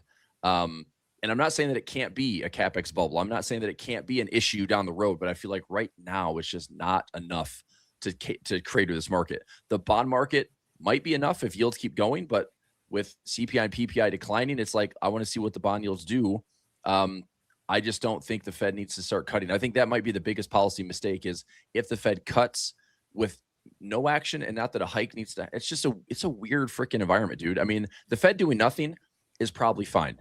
The Fed hiking to then cut is, I think, a lot of unnecessary volatility. The Fed just cutting, and maybe they kick it down where it's like they do the task force stuff. Warsh just kind of steps in, gives as little guidance as he can. And then it's like, wait for 2027, the Fed starts to cut. I mean, Nick, we could be at 8,000 plus, and then we still have a bull off top potential, you know? Yeah. And you're right. You said it like spot on, when it's like, this is an earnings driven rally versus a valuations driven rally. And that is a big difference, because valuations have actually gotten cheaper. Believe it or not, at all-time highs, valuations have gotten cheaper because of this record dispersion we've seen this year, which I think is a good thing. Yeah, no, it's one of those things. Like, I think if you are looking at this chart and you're thinking, like, there is a very common trap in trading and investing, which is, you know, that concept of like, how do we get that 6,000 retest, what that ginormous crash? Like, you can drive yourself insane trying to pick out your reasoning for why you think that might happen or might be around the corner. And everybody who's traded for less than a year or 2 years has thought they're the big shot genius who's like, hey, you know, markets are going to have this 30% correction and I'm going to pick up the pieces. And it's like, you might be right, but like the vast majority of the time you're going to be wrong. And it's a real tough way to make money, to be bearish. Instead, I think being prudent, managing your risk, trailing stops, reducing size, whatever that means to you for managing risk, when you do feel like markets are getting a little expensive, is a far better approach than trying to short a market that you think is, you know, going to have some downside. Like, if you think the market's going to have a downside, we've talked about this many times. There are so many other ways. It's like you pointed out, if we get a run up to 8,000, and then we get some kind of, you know, at this point you say, oh my gosh, this market is way too overcooked. Like, we're gonna rally back down, or we're gonna plummet back down. You might be right, but you might see this, then that. Right. So that's why, again, it's just so hard to be a bear, because markets generally have capital flowing into them. Markets tend to go up over the longer term. So I think if you are bearish or cautious, there are far better ways, in my personal opinion, that don't require you to be perfectly spot on timing to be nimble in a market like that. So for me, one of the reasons, or one of the easiest solutions, nothing is easy, but in my opinion, my approach to markets, gold allows me to play something else that I think has more potential upside. I also think that the macro environment is a little more challenging than stocks would let you believe. Like, economic growth has been missing on most of our metrics here, like consumer confidence, services PMIs, GDP growth. These things all missed expectations. Meanwhile, the non-farm payroll had 2 back-to-back misses, a surprise of minus 108,000 jobs versus expectations. The ADP, like, there's reasons here to be a bit cautious, but I'm not going to short the stock market. Instead, I like what this is showing me, where we're seeing a little bit of softness in the macro, that I think that makes gold look really attractive, especially when inflation, especially today and yesterday, like no red flags there. That's not going to cause the Fed, in my view, to hike interest rates dramatically. Right. So I look at that and I say, gold's macro looks good. The chart looks good. It's down significantly from the highs. I'm going to let gold or stocks do what they want. Hopefully they pull back. That would be great. But in the meantime, I'm focused on gold. Like, it's just the easier trade for my style of trading. And for each person in the audience, figure out what you do, find out what works for you. I'm a macro and momentum trader. So gold with this kind of uptick here is right up my alley. And it's going to keep me focused on something else other than staring at, stocks, which I think are a bit expensive, but also, could pull back, could go higher. I'm not really sure. Yeah. Gold. I mean, gold is a great trade. I think gold, it would be an amazing surprise, would be gold right back to highs. Like, yeah, if we are talking gold by the end of the year at 5,500 or higher, that might be my favorite trade ever, because we had the ability to get out of a massive run and a huge bull market that did take years to build. But if we just have even if it's this, Nick, this posture of like, okay, gold had this incredible 3-4 year run and we have a big wave right here. Maybe it's this. Maybe gold is really not this bust out, go to 8,000. But even when we get to 5 or 6 and we pull back again, allow us to accumulate. And then this is a longer term base. And again, that's a maybe. But I would still take profit here and trail out. And if it comes back, I will accumulate all over again. Yep. Like this was a 4-year trend that you're asking this thing to go right back up to fresh all-time highs. It may not be that committed to just blowing out the top. Yeah. But I do think that from right now at this level, buying dips, if we start breaking, and I would be any pullback I can get, I'd be getting my hands on more gold or selling some options on it. Yeah. So I think it's a great trade. It's one of those things I've been talking about it all morning with everybody on the show. And it's like, I just don't have right now. I don't have a lot of setups. And the one that is just the most obvious for my style is gold pullbacks. And so that's really where my focus is at, especially when, again, we started the show here. VIX is down in the gutter here. Currency volatility is also down significantly. We can see the MOVE index for bonds, cross-examined for currencies as well. It's going to be pretty similar.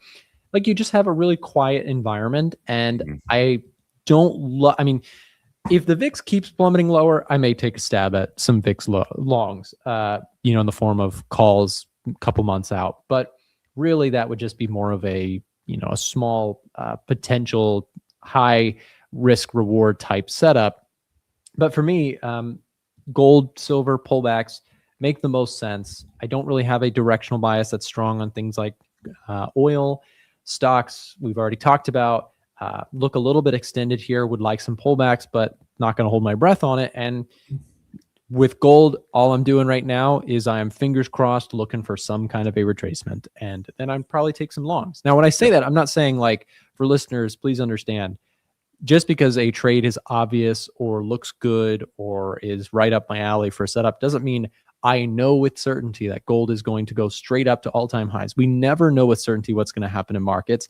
When I say I'm looking for longs, I'm looking for pullbacks. I'll take a small controlled risk, and I'm looking for a potential runner that may or may not show up, but I like the setup. I think the setup is worth the risk to losing some money if I'm wrong. Yeah. Do you like silver and gold like equally, or are you going to focus on one more than the other? I think I like both, but I like maybe gold a little bit more right now. Okay. All right. What about you? You have options in gold miners. Do you have GDX still? I did. I took profits on those. Did you? I closed out of them. So yeah, just waiting for retracements. Okay. I did. My GDX trades are down into the low 60s. I have lots and lots of stacked up options on like the low 300s on GLD. Tons of options on SLV, which at this point are looking pretty good because they're all like in the low 40s. So, there should be some really good option profits. And then I just started to buy some more shares. I think honestly, gold to me does look a little bit better from the technical side. If I go to the spot price on silver, I think silver has like the extra use case of this is not just a poor man's gold, but also there's utility to silver with AI build out. Aluminum is a good play as well. Alcoa has been a great stock for me this year. AA is the ticker. It's been very volatile, but I took that thing. I'll go back to silver in just a moment. Oops, not AAA.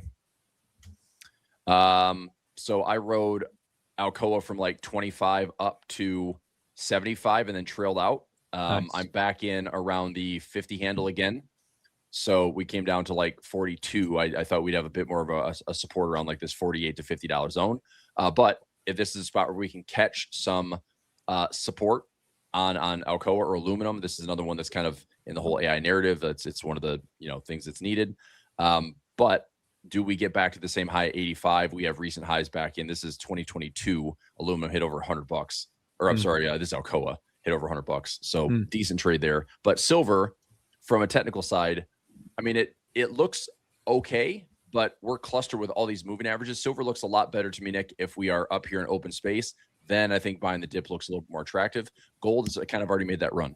I think gold, I mean, sure, we may see like resistance.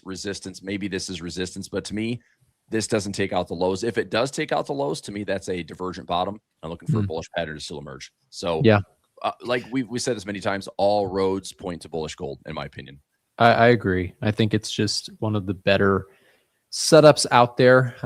Again, a setup never guarantees we know exactly how it's going to play out, but a setup is a setup where you take the trade not because you know the outcome of that particular one, but because that setup, the risk reward profile makes sense. You're going to lose on some of those. You're going to win on some of those. And I reiterate that point over and over to listeners because thinking in probabilities is really what will save you in trading. Because if you don't think in probabilities, if you think in certainties, you're going to risk inappropriately. You're going to make some dumb decisions.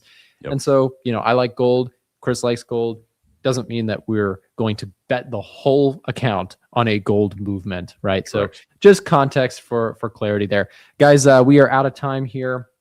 We've got our next show host starting, and Chris, you've got another show, I believe, to run too. So thanks for coming on, man, as always, and enjoyed the conversation, and we'll see you back on the next one. All right, sounds good. See ya. Sounds good, man. See ya. Guys, up next, we have let's see who we got. Miko Audu is taking over the show here in just a bit. Before we throw the show over his way, if you guys want to try out Edge Finder, which is, I mentioned it a lot here on the show in terms of liking gold because of specifically the macro environment. A lot of traders want to implement some level of macro fundamentals into their trading, but lack the tools in order to do so. If you want to try it out, check out the QR code here below, or we will drop the link in the live stream chat to where you can sign up for a trial. We now offer a free trial as well. You can get the free trial on it. You can explore the longer term trial options as well. And we also offer a free course with access to the trial information. So if you are interested in taking your macro fundamentals to the next level, get the right tools to do so. And the right tools are, again, what we specialize in building for traders around the world. We have thousands of people using our stuff here to keep an eye on what is going on the macro fundamentals front so that you can align with the bigger picture trends out there. Up next, Miko Audu taking a look at some technical trade setups happening now. Stay tuned. He'll be on right after this quick break. Don't go anywhere, traders. We'll be right back to the show. But real quick, I wanted to tell you about today's live stream sponsor, Prop Shop Trader. If you're a futures or equities trader, let's talk a little bit about what Prop Shop Trader has to offer. So first and foremost, if you're a stock trader, there's not a lot of firms out there offering stocks. So this creates a unique opportunity for stock traders to get in on the prop firm action. Prop Shop Trader offers a variety of various different account types for both swing and day traders looking to trade futures, whether that be gold or Nasdaq or ES or YM, whatever you trade there, or on the equities side. They also have a very scalable environment where you can actually trade up to 20 accounts within the same prop firm. A lot of traders nowadays are trading with lots of different prop firms, but Prop Shop Trader wants to make it more accessible and stackable to build your relationship with a single prop. With competitive pricing and transparent rules, PropShop Trader stands out as a solid option to consider for those of you who are trading futures or equities. If you're interested in exploring PropShop Trader for yourself to see if the accounts are a good fit for your trading style, then make sure to use our promo code A1 Trading to get a really substantial discount at checkout. Our code will get you the best available prices right now. As always, I want to disclaim that prop firms are a great way to scale up your trading capital if you have the skills. So I am personally a fan of waiting until you have consistency in your trading before attempting to take any sort of prop firm challenge. But if after reviewing PropShop Trader, you like what you see, it fits your style, and you've done your due diligence on the prop firm, you want to push forward with it, then make sure to get that extra discount with our promo code. You can also find the link for this down below in the description. The live stream chat should also be seeing that pop up, and we have a QR code on the screen that you can scan to check them out now. Thank you again to PropShop Trader for sponsoring today's live stream. Now back to the show. Okay, what's up, people? Hope everyone is doing well. Glad to be back on the show. As always, we'll go through a bunch of different markets. I will share what I'm looking at, what I'm interested in, intraday and swing. If you guys do have any particular markets you're interested in, let me know. Stick it in the chat. More than happy to take a look.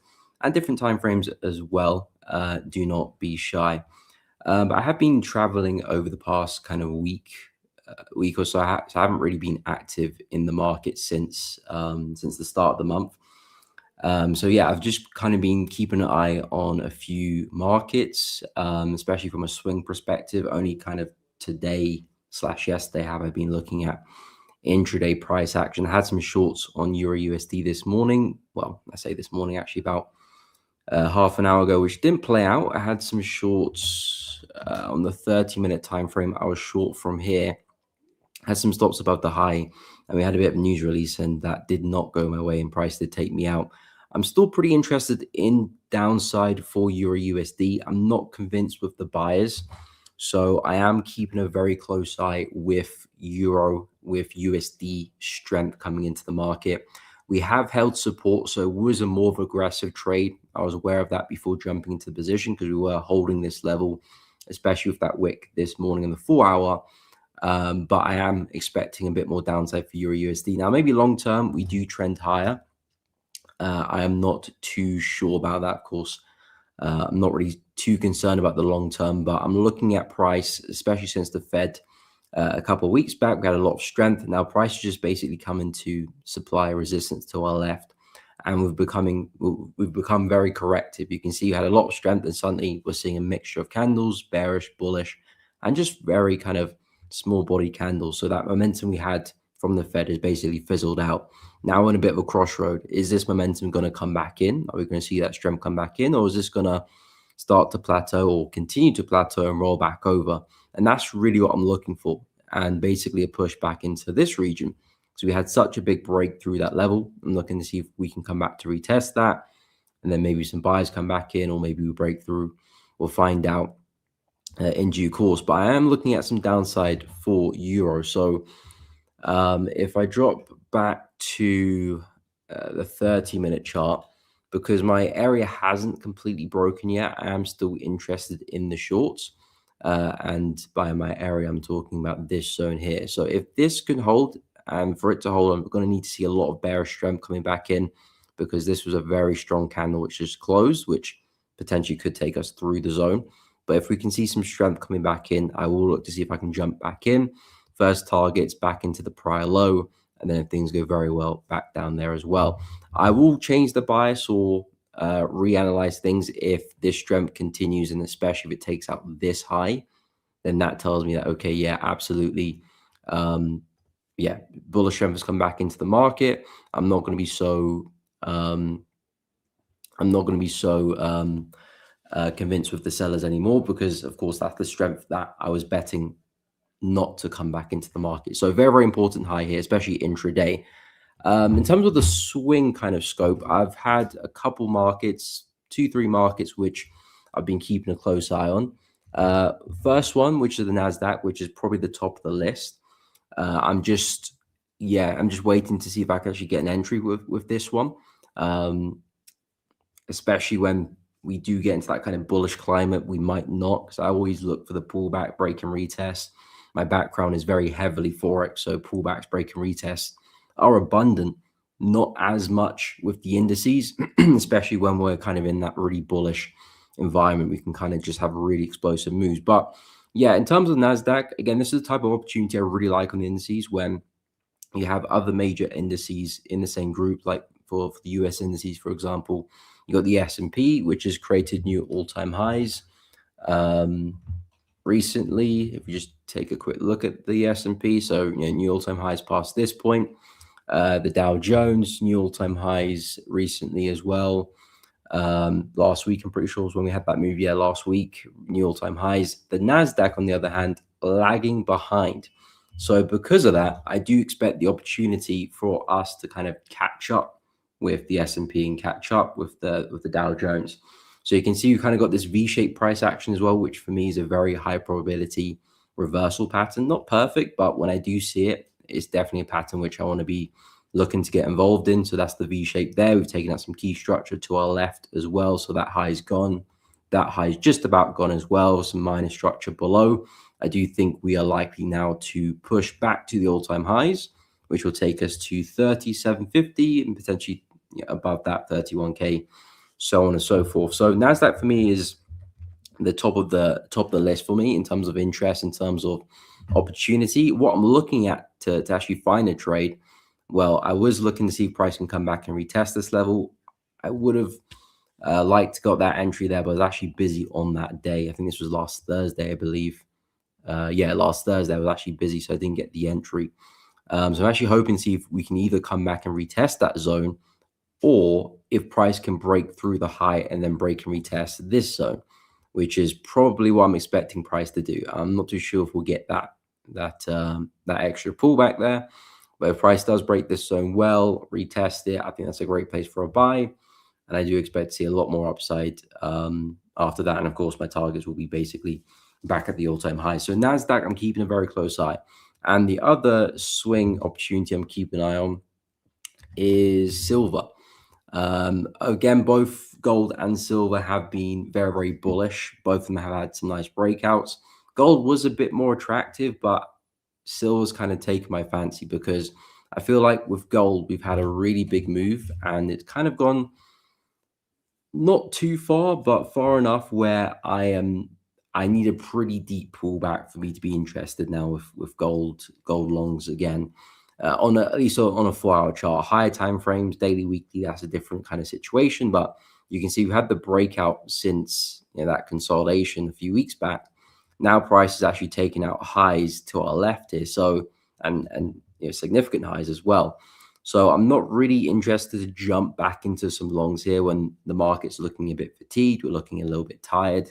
I would expect to see some pullbacks and some corrections. So I don't think this is the optimal time, especially if you're looking for more of a swing position, to look to trade gold. Maybe intraday there might be another push higher, but swing, where I'm trying to hold for, if things go well, at least a week, I would like that kind of pullback. In terms of areas where I'm looking at, this is the area I mentioned at the start of the week, and I also mentioned this area here as well. So it's going to be a pretty big move for us to get there in the first place. But the opportunity is still there with gold, so I am still interested. Silver, I do like slightly more, but again, it's basically the same opportunity. So I'm not gonna, depending which one kind of sets up, risk reward looks better, I'll probably just choose at the time. But I do like silver, pretty much the same opportunity as well. I'm also keeping an eye on the retest of this high, which is slightly above. You can see it's kind of the same price action. We're looking quite fatigued there as well. Again, if you can get a nice corrective pullback down, especially some nice rejections in this area, that's really the area which I'm looking for that next higher low. We've got this low, and the next one is where I'm hoping to see if I can actually find some entries and take silver higher. And I'm not looking for anything crazy, basically a push back to our last swing high, or at least the one before the last, because that is what I would say the last one is. But so the one before the last, where we had a lot of strength on the way down, that naturally would be where I'd be expecting to take the bulk of my profits. Now, of course, if I do expand to like a weekly chart, there is room to the upside. There is room to the upside for silver. We could be looking at a pushback to this area, which takes us back to 80, 85. I'm not really interested in a move that far. If things look good, I will trail stops, especially in a market like this. But I'm more than happy to take my profits at that zone. I mean, that's probably already looking pretty healthy in terms of risk reward anyway. Of course, it will depend on the entry. But yeah, I like what I'm seeing with silver. I like what I'm seeing with gold. So I'll keep an eye on both. So in terms of like swing, those are the three main which I'm interested in. And yeah, silver, gold, and the Nasdaq. So those are the main three I'm keeping a close eye on. And then in terms of intraday, I'm just going to be managing DXY because I still do like the upside there for the DXY, especially coming back into the zone, but it's critical that we do hold this area. And you can see the way we kind of moved over the past couple of days, 48 hours, a lot of consolidation, a lot of wicks lower. Then we've just seen all this strength higher, and this is just about taking out this high. Now, it hasn't taken out that high well. It has left a big wick there. So that's why I mentioned earlier it was a slightly more aggressive trade. I always like when we get a break of structure with a close of a candle rather than just a wick. A close always means a bit more. A wick basically means rejection. Price tried to trade at those prices, but by the end of that window, it couldn't. But of course, if you drop to a lower time frame, there is candle closures there. So a wick for me is a break of structure, just not the best quality. Doesn't necessarily mean it discredits the trade idea. It just means it's a more aggressive approach, more aggressive trade. If you do get the close, probabilities just shifted a little bit more in your favor. But anyway, if we can hold this zone, I do like the idea of DXY seeing a push high. And this is kind of the intraday trade I'm looking at, which could turn swing. But that's the intraday trade I'm interested in. And there is upside as well back to this zone. And again, if I go to the daily quickly as well, and I'm not really interested in selling USD because we've already had a big move, and now we're coming back into support on our left here. This is really where we had a lot of strength a few weeks back. This is just not an area which I want to be selling into, even intraday. I'm just not really interested in.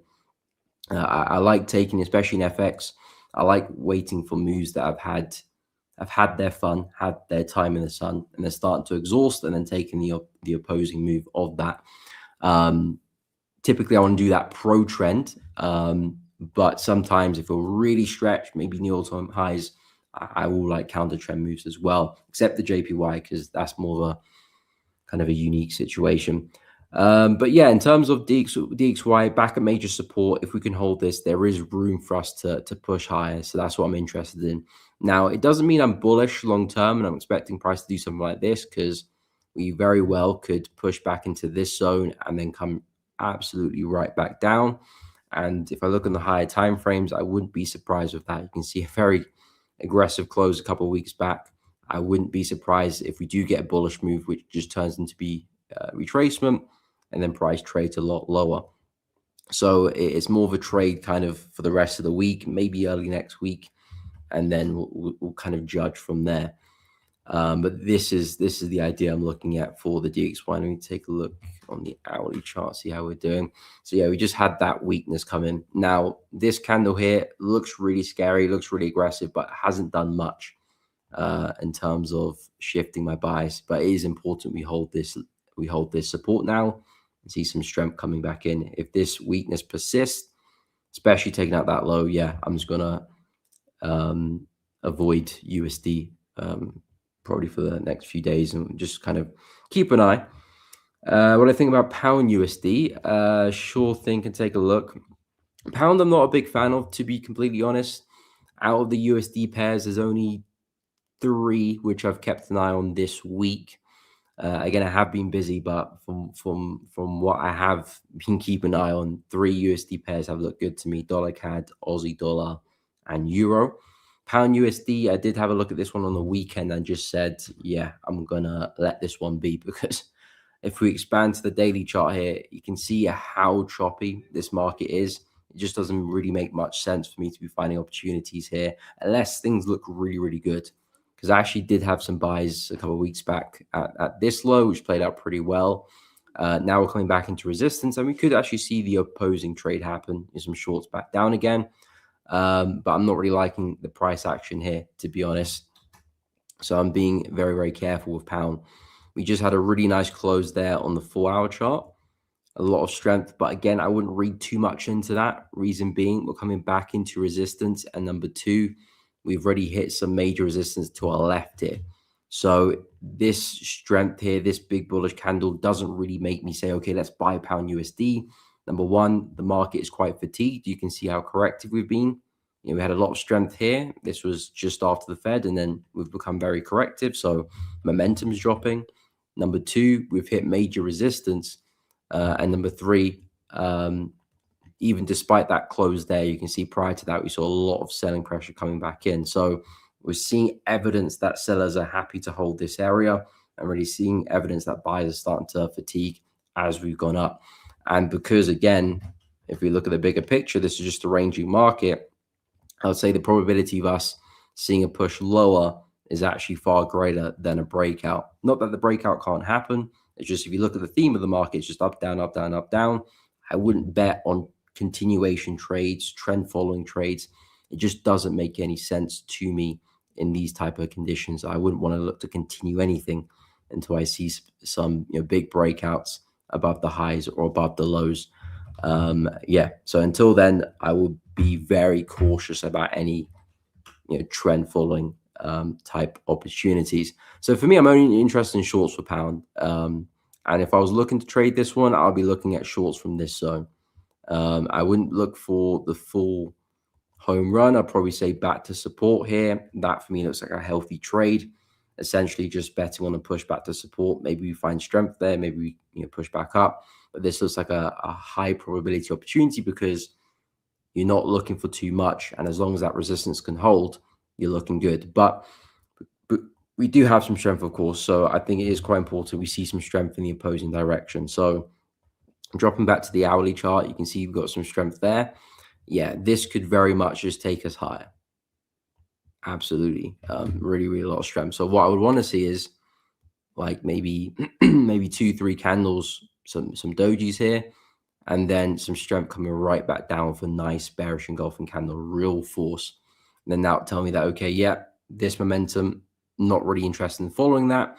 This weakness here is kind of really well, and I place my bets. Entries there, stops above the high, maybe first target back at the low here, second target, back at this area, especially where all that strength kind of came from. Excuse me. So yeah, pound USD, definitely not my favorite USD pair just because of how choppy everything is. But again, if USD is going to be strong, like my forecast suggests, then yeah, I would expect downside there as well. Pound NZD, I can take a look. It hasn't been a market which I've been keeping up to date too much with. But we can absolutely take a look at it. Of course, if there's any other requests, stick it in the chat. But yeah, in terms of pound NZD, we've seen a lot of strength, maybe past 2-3 days, also 2 days. Yeah, conditions not great either. You can see how choppy we are here too. Yes, we do have like an overall drift, an overall uptrend at play. So naturally, I would want to be a buyer here. But yeah, we are seeing a lot of rejection at the highs as well. So the trend is definitely exhausting. In terms of the more immediate price action, I mean, I like how we're finding this low here. This potentially could be another higher low, but we do have resistance just above our heads. If I was going to trade a market like this, it would be very much short term, just because direction isn't clear. I could see an opportunity like this, back into structure here, find support, then a push back into that resistance. That makes sense to me, because you can see how many successive higher lows we've had. We had the low here, another higher low. You could even argue that's a low there, another one, another one, another one, another one, so on and so forth. So we're seeing successive higher lows, and at the same time, we're seeing resistance to our left, all being cleared and all being broken. So we're continuously breaking highs, continuously respecting lows. I would just bet on a continuation of that consistency right now. And we do have major resistance above our head, so we're not looking for any home runs, any big moves. So if you can pull back into structure, reject it well, maybe some entries on like an hourly chart just to maximize risk to reward. I think the 4 hour might not give you much there, but a nice opportunity on the hourly, especially if you can hold this zone. You can even refine it just to that area there. Yeah, push back to highs makes sense. The bigger picture for pound NZD, I have my reservations. Direction just doesn't look clear to me at all. Like I said, there is a slight uptrend, but it looks very, very tired as well. So yeah, a market like this, I would be very, very careful with any big forecasts, any big moves, because direction, at least for me anyway, is not really on my side here. And direction for me is a big part of trading. Not that you will predict the right direction, but just have that bias of where you're expecting price to go because of X, Y, Z. And then once you've got that bias, then you look for opportunities within that. And that kind of gives you a nice kind of process, a nice kind of step-by-step plan to actually trade, because you don't want to just come into the market and just buy and sell because things look, bullish or bearish or whatever. You always want to have that kind of narrative, that bias of what you're expecting to happen. You could be completely wrong, but at least you've got, logical evidence to support why the market is likely to do this rather than that. And then you look for your entries and etc. And like I said, for pound NZD, I just don't have that. Therefore, this would be a market I would stay away. Intraday is different because you can take advantage of those kind of temporary trends, short-term plays. But even that, you always kind of want to have the higher time frames on your side as well. No problem. Happy to help. So yeah, I did say I like 3 USD pairs. So I said Euro, we talked about Euro. I like Aussie dollar as well to the downside. I was actually trading this one probably 2 weeks ago now. I had some shorts, over here. And I think I took this on this stream a couple of weeks back. I think, was it Thursday? Yeah, Thursday too. Yeah, I think just as I came into the stream. So I had some shorts here. It was a very small win. Had some shorts here, stops above the high. It did see some nice downside. Hit my first target, and then we had the Fed interest rate, and this big candle came and just took me off the trade. So I had some partials, and the rest closed at break even. So a small win, but yeah, happy with the trade. Really, not every trade is going to be a winner. And then, yeah, since then, we've been super corrective on the way up. And again, I don't have much confidence that Aussie dollars is going to keep trending higher. Number one, look how corrective we are. This is super corrective price action. This doesn't give you confidence that the trend's going to continue. It could still continue for another swing, maybe another 2 swings, but likely is, especially in FX, when you do have corrective price action like this, it's normally a ticking time bomb for a bigger correction or maybe a complete reversal. And to be honest, it doesn't really matter, because if it is a larger correction, that's still a very profitable opportunity. If it's a full reversal, then of course that's very profitable. So you're expecting price to come back to this low here. But yeah, if you look to the left here, we're coming back into some resistance supply to our left here. We're having a lot of trouble here. I especially like yesterday's move. So you can see here, really strong push higher, and then basically the same size candle comes straight back down. That basically tells us that, okay, all of this momentum just completely wasted. Price is looking very exhausted. So I do expect us to roll over here for Aussie dollar. And where do I expect us to get to? Probably back to this area. This is really where all the strength came back into the market. So I would be looking at a push back to 0.698. It's a very similar bias to the Euro USD move. And similar to, actually not similar to, dollar CAD's the opposing move. Dollar CAD, I was actually looking at some shorts from this area this week, but not too sure if I would get that. And to be honest, if DXY is looking bullish and tick my boxes, I'd probably put this on pause and just focus on USD strength opportunities. But as the week opened up, we had a lot of strength here to the downside for dollar CAD. I was hoping for a quick break and retest. We haven't got that, kind of fizzling out. Dollar CAD, I'll probably put to one side. But Aussie dollar looks really good in terms of entries, because that's the magic. That's the all-important question. How are you going to enter this opportunity? Well, there's 2 ways. You could look for the more aggressive trade, which is maybe some intraday shorts here. If I probably drop to 15. Yeah, some intraday shorts there, maybe on this candle close, and some stops above the high, so above this zone here. That makes a lot of sense.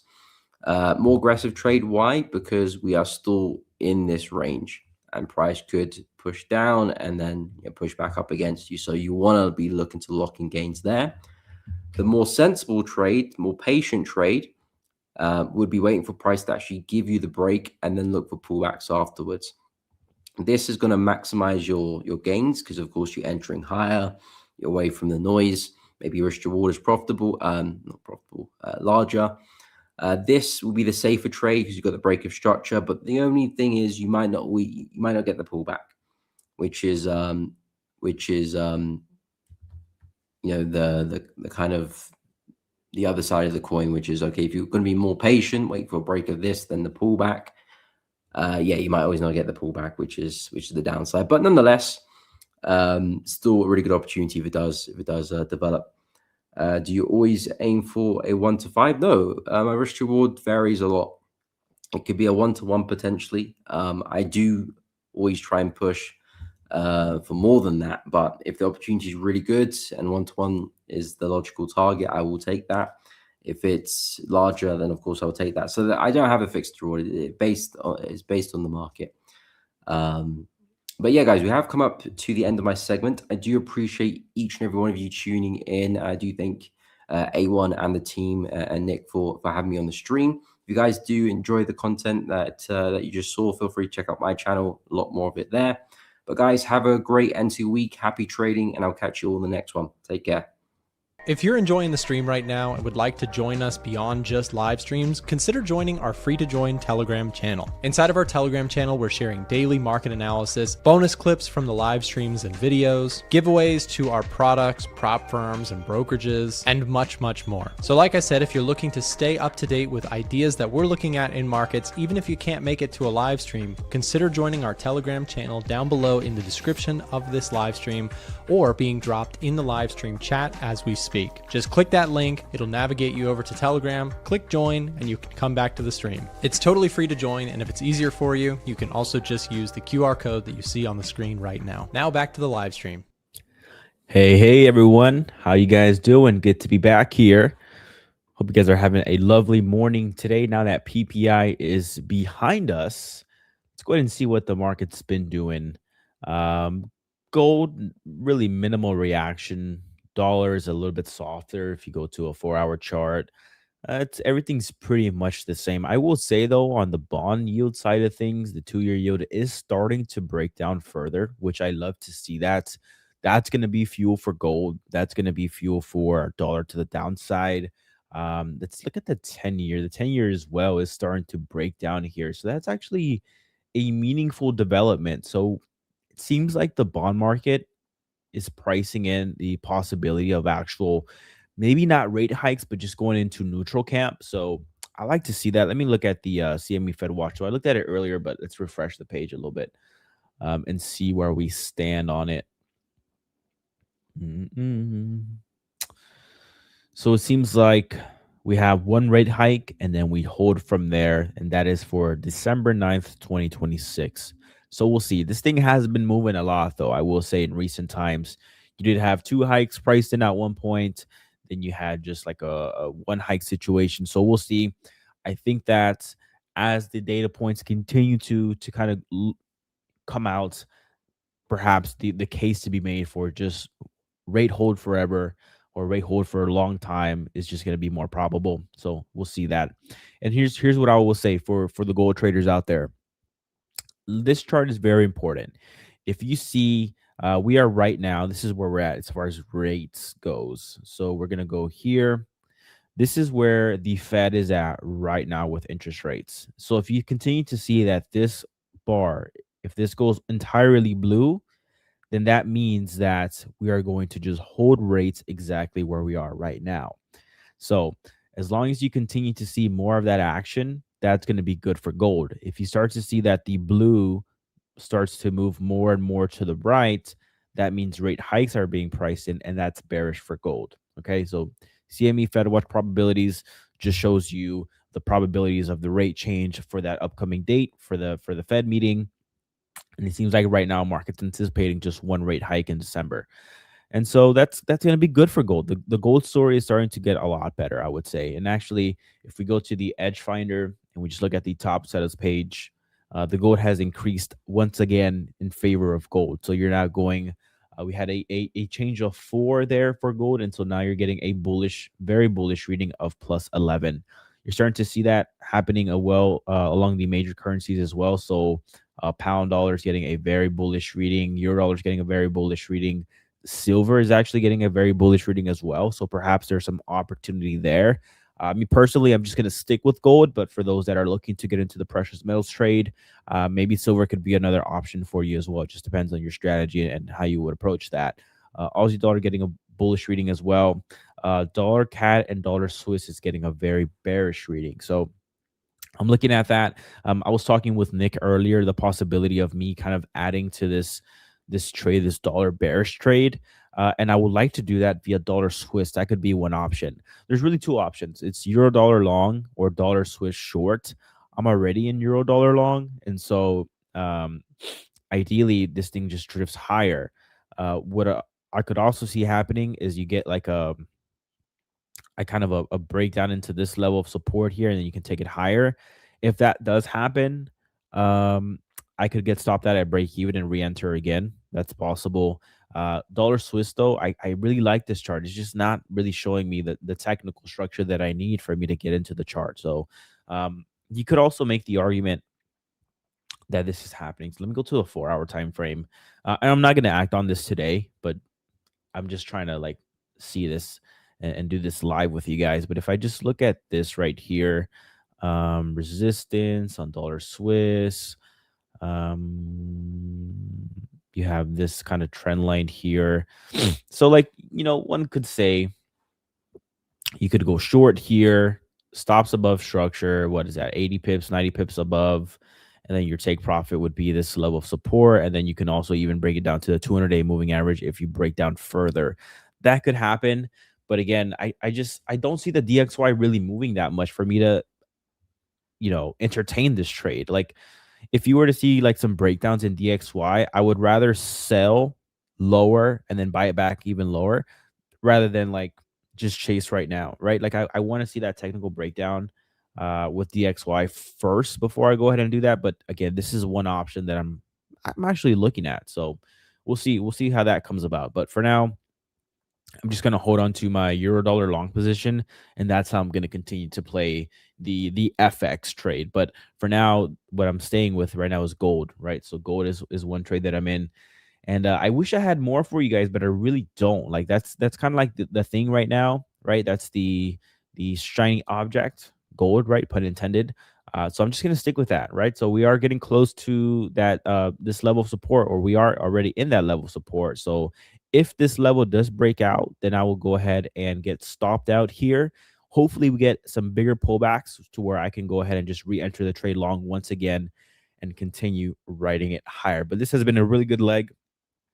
Nothing lasts forever, so we'll see what happens. But I'm actually very open-minded and willing to get stopped out and just re-enter again. If the 10-year breaks, I will chicken out of USD long. Max, that's a great point. So along with the dollar Swiss trade that I'm looking to take, I'm looking at DXY technicals to see that breakdown happen. But another breakdown that I would look for is within the yields chart, right? So you already have the 2-year yield, which the 2-year tracks kind of Fed policy and tracks that the best. The 2-year is already breaking down, right? So we're seeing that here. So we had this upward trend line in the 2-year yield. We broke below it. We are now starting to see a continuation lower, which is good for the dollar short story. If you start to see that happen in the 10-year, then that I would say is a really strong development for the dollar bear case. So I'm watching this level too. So you have the war start right here. We'll see what happens if we get to this level here. If we get to this level and you break below it and continue, then that is straight up dollar trade starting to unwind, right? At that point, I would expect for there to be no rate hikes priced in. It's just going to be a rate hold. Yeah. Max, I can see your point though. It is challenging, right? Because it can go either way. Like right now, DXY is just doing this, right? You're seeing the fundamentals paint the picture to the downside, yet the technicals just haven't broke down yet. They're just kind of hanging out here. So that is the tricky part. But yeah, definitely watching yields, watching this chart, of course, DXY chart, and I'm watching oil too. That's also going to be an influencing factor there. So oil is down 1.6% today. It seems like it's rejecting this level of resistance. So hopefully that is the case. If we drift back to the 200-day moving average, that to me that's positive. And as long as we stay within this range of 84 to 68, 64-ish, anywhere within here, that is okay for the inflation story and the gold long story, the dollar short story. Yep, USD CHF for a catch-up trade. Yeah, because like if you think about it, right? Let's look at the catch-up trade idea. Like Max kind of articulated that the best way I could. USD CHF, right? Compared to something like dollar CAD, right? Dollar CAD has already made its leg lower. It's already pointing to the downside. So USD CHF, opposite story. It is still up there. Now, is it at the high? No, it's not, right? This seems to be like the high, but it is having some catch up to do. So I do like that trade for sure. Again, just too early for me to take it. We'll see. We'll see what happens. We will see. But I like the trade.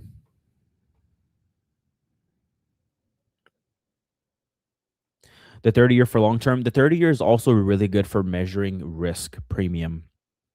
So like when you had that Fed meeting, like when you had that Fed meeting with Warsh, right, where he was trying to talk down the short end of the curve, but the bond market was like, nah, right? When you have like that divergence in the Fed, maybe you lose some confidence in the Fed. That is where you would see the 30-year tick higher, right? Think about it. If you're going to tie up your money in a U.S. bond for 30 years and you're not confident as you may once were at one point, then you would demand a higher yield, right? So that's why you see the long end of the curve shoot higher when there is uncertainty, right? If you are extremely confident in the US or in any asset, like if you're extremely confident in something, then maybe you're like, you know what, maybe I don't need that much of a yield, right? But again, the common saying, more risk, more reward. The more risky the 30 is, the idea of holding something for 30 years, the more reward you would like to have. So the long end of the curve tracks kind of risk, and the short end of the curve tracks Fed policy.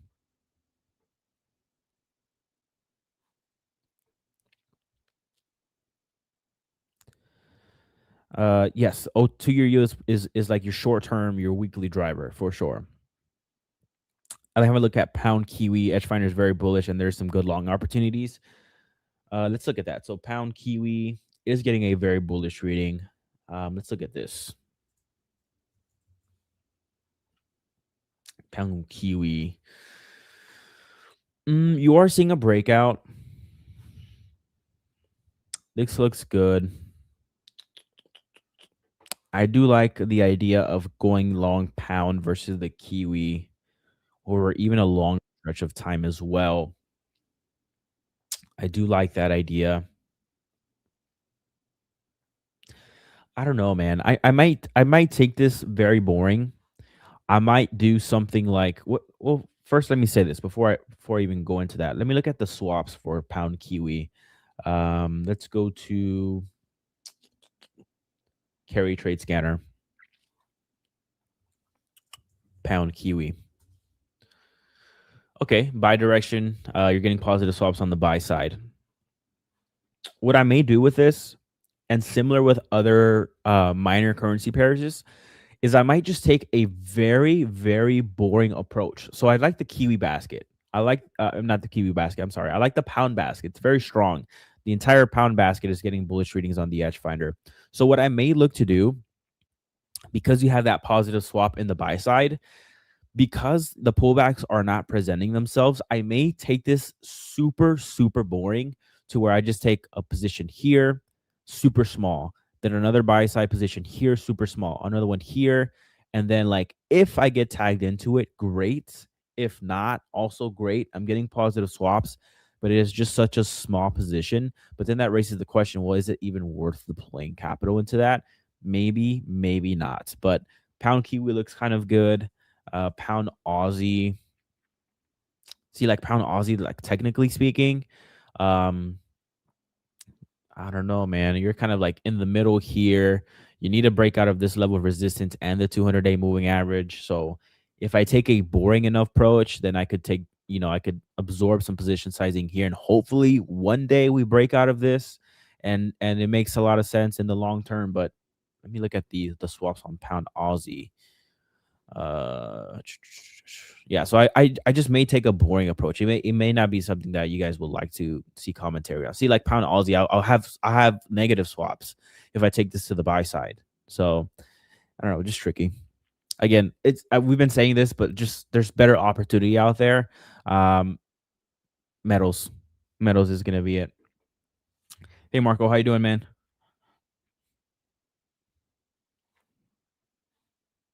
Oh, hello.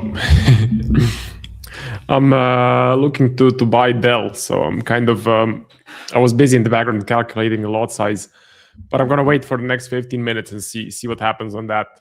You're gonna calculate the lot size? You're not just gonna go all in? Well, yesterday I did go all in, so today I thought I would change it up a bit and maybe actually try and calculate the risk. Cool. Well, Dell, what's the story with Dell? So Dell is breaking out of this consolidation of this flag. The SPY is near all-time highs and looking pretty healthy.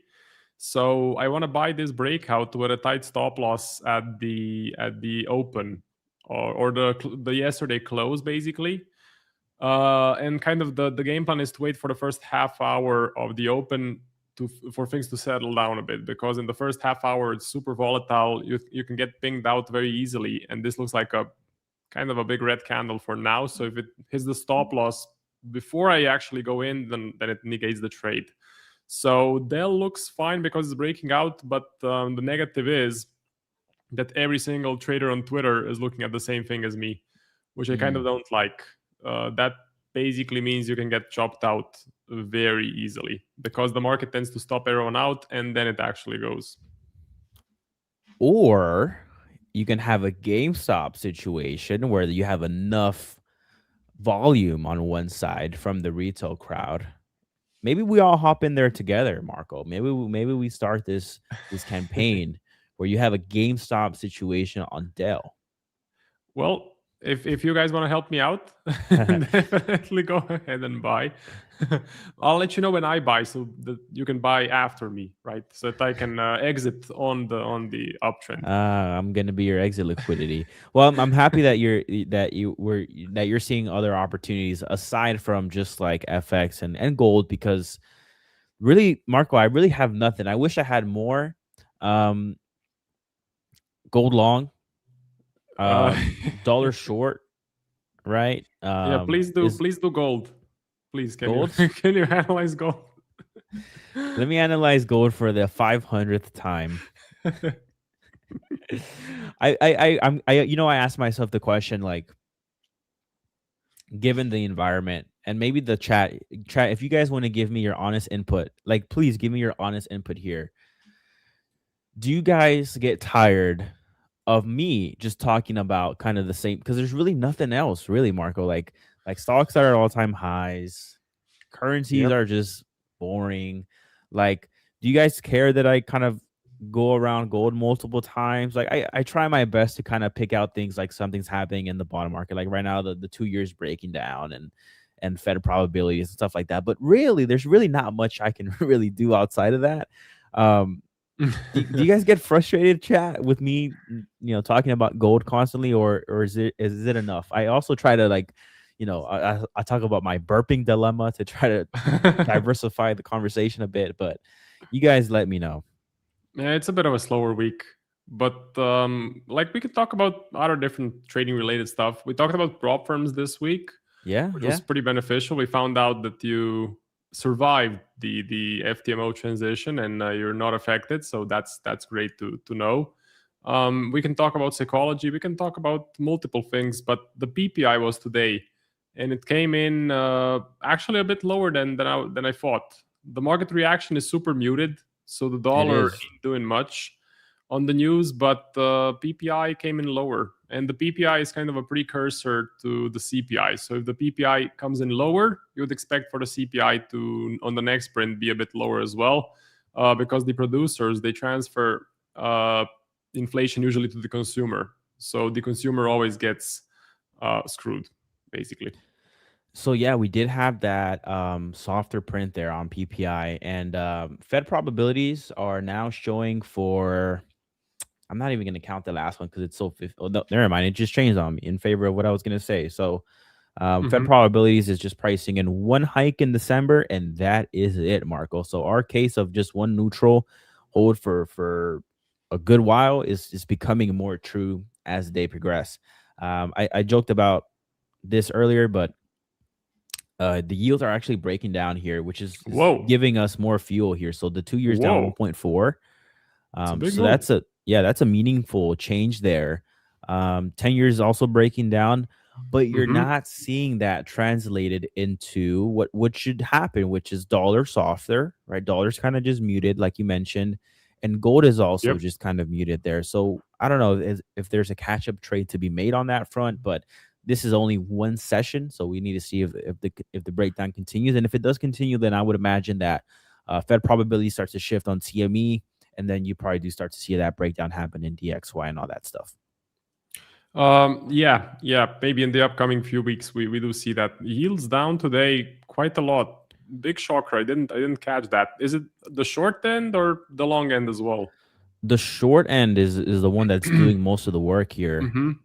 And someone in the chat just mentioned that big stock move. Nasdaq's up 1.12 today, so maybe that's the benefactor there. So it seems like the equity market is benefiting from this more than you would from currency world. So Nasdaq is continuing higher. Marco, that Dell trade, if you're gonna take that one, then if you have a continuation here on the index, that would probably be the confirmation that you need, wouldn't it be?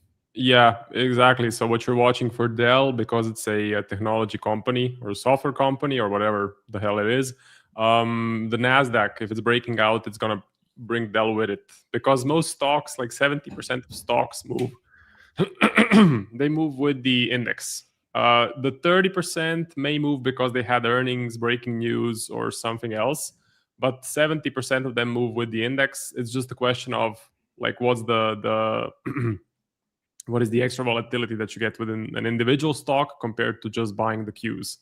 So Nasdaq breaking out is great for software. I would say the hottest sectors at the moment is what it says on the stock box. So oil and gas seem to be doing pretty well, and software stocks such as, I think Dell is in that as well. So the semiconductors were the thing that was pushing stocks up in April. So I think the SMH is the ETF or something like that, and now it seems to be software.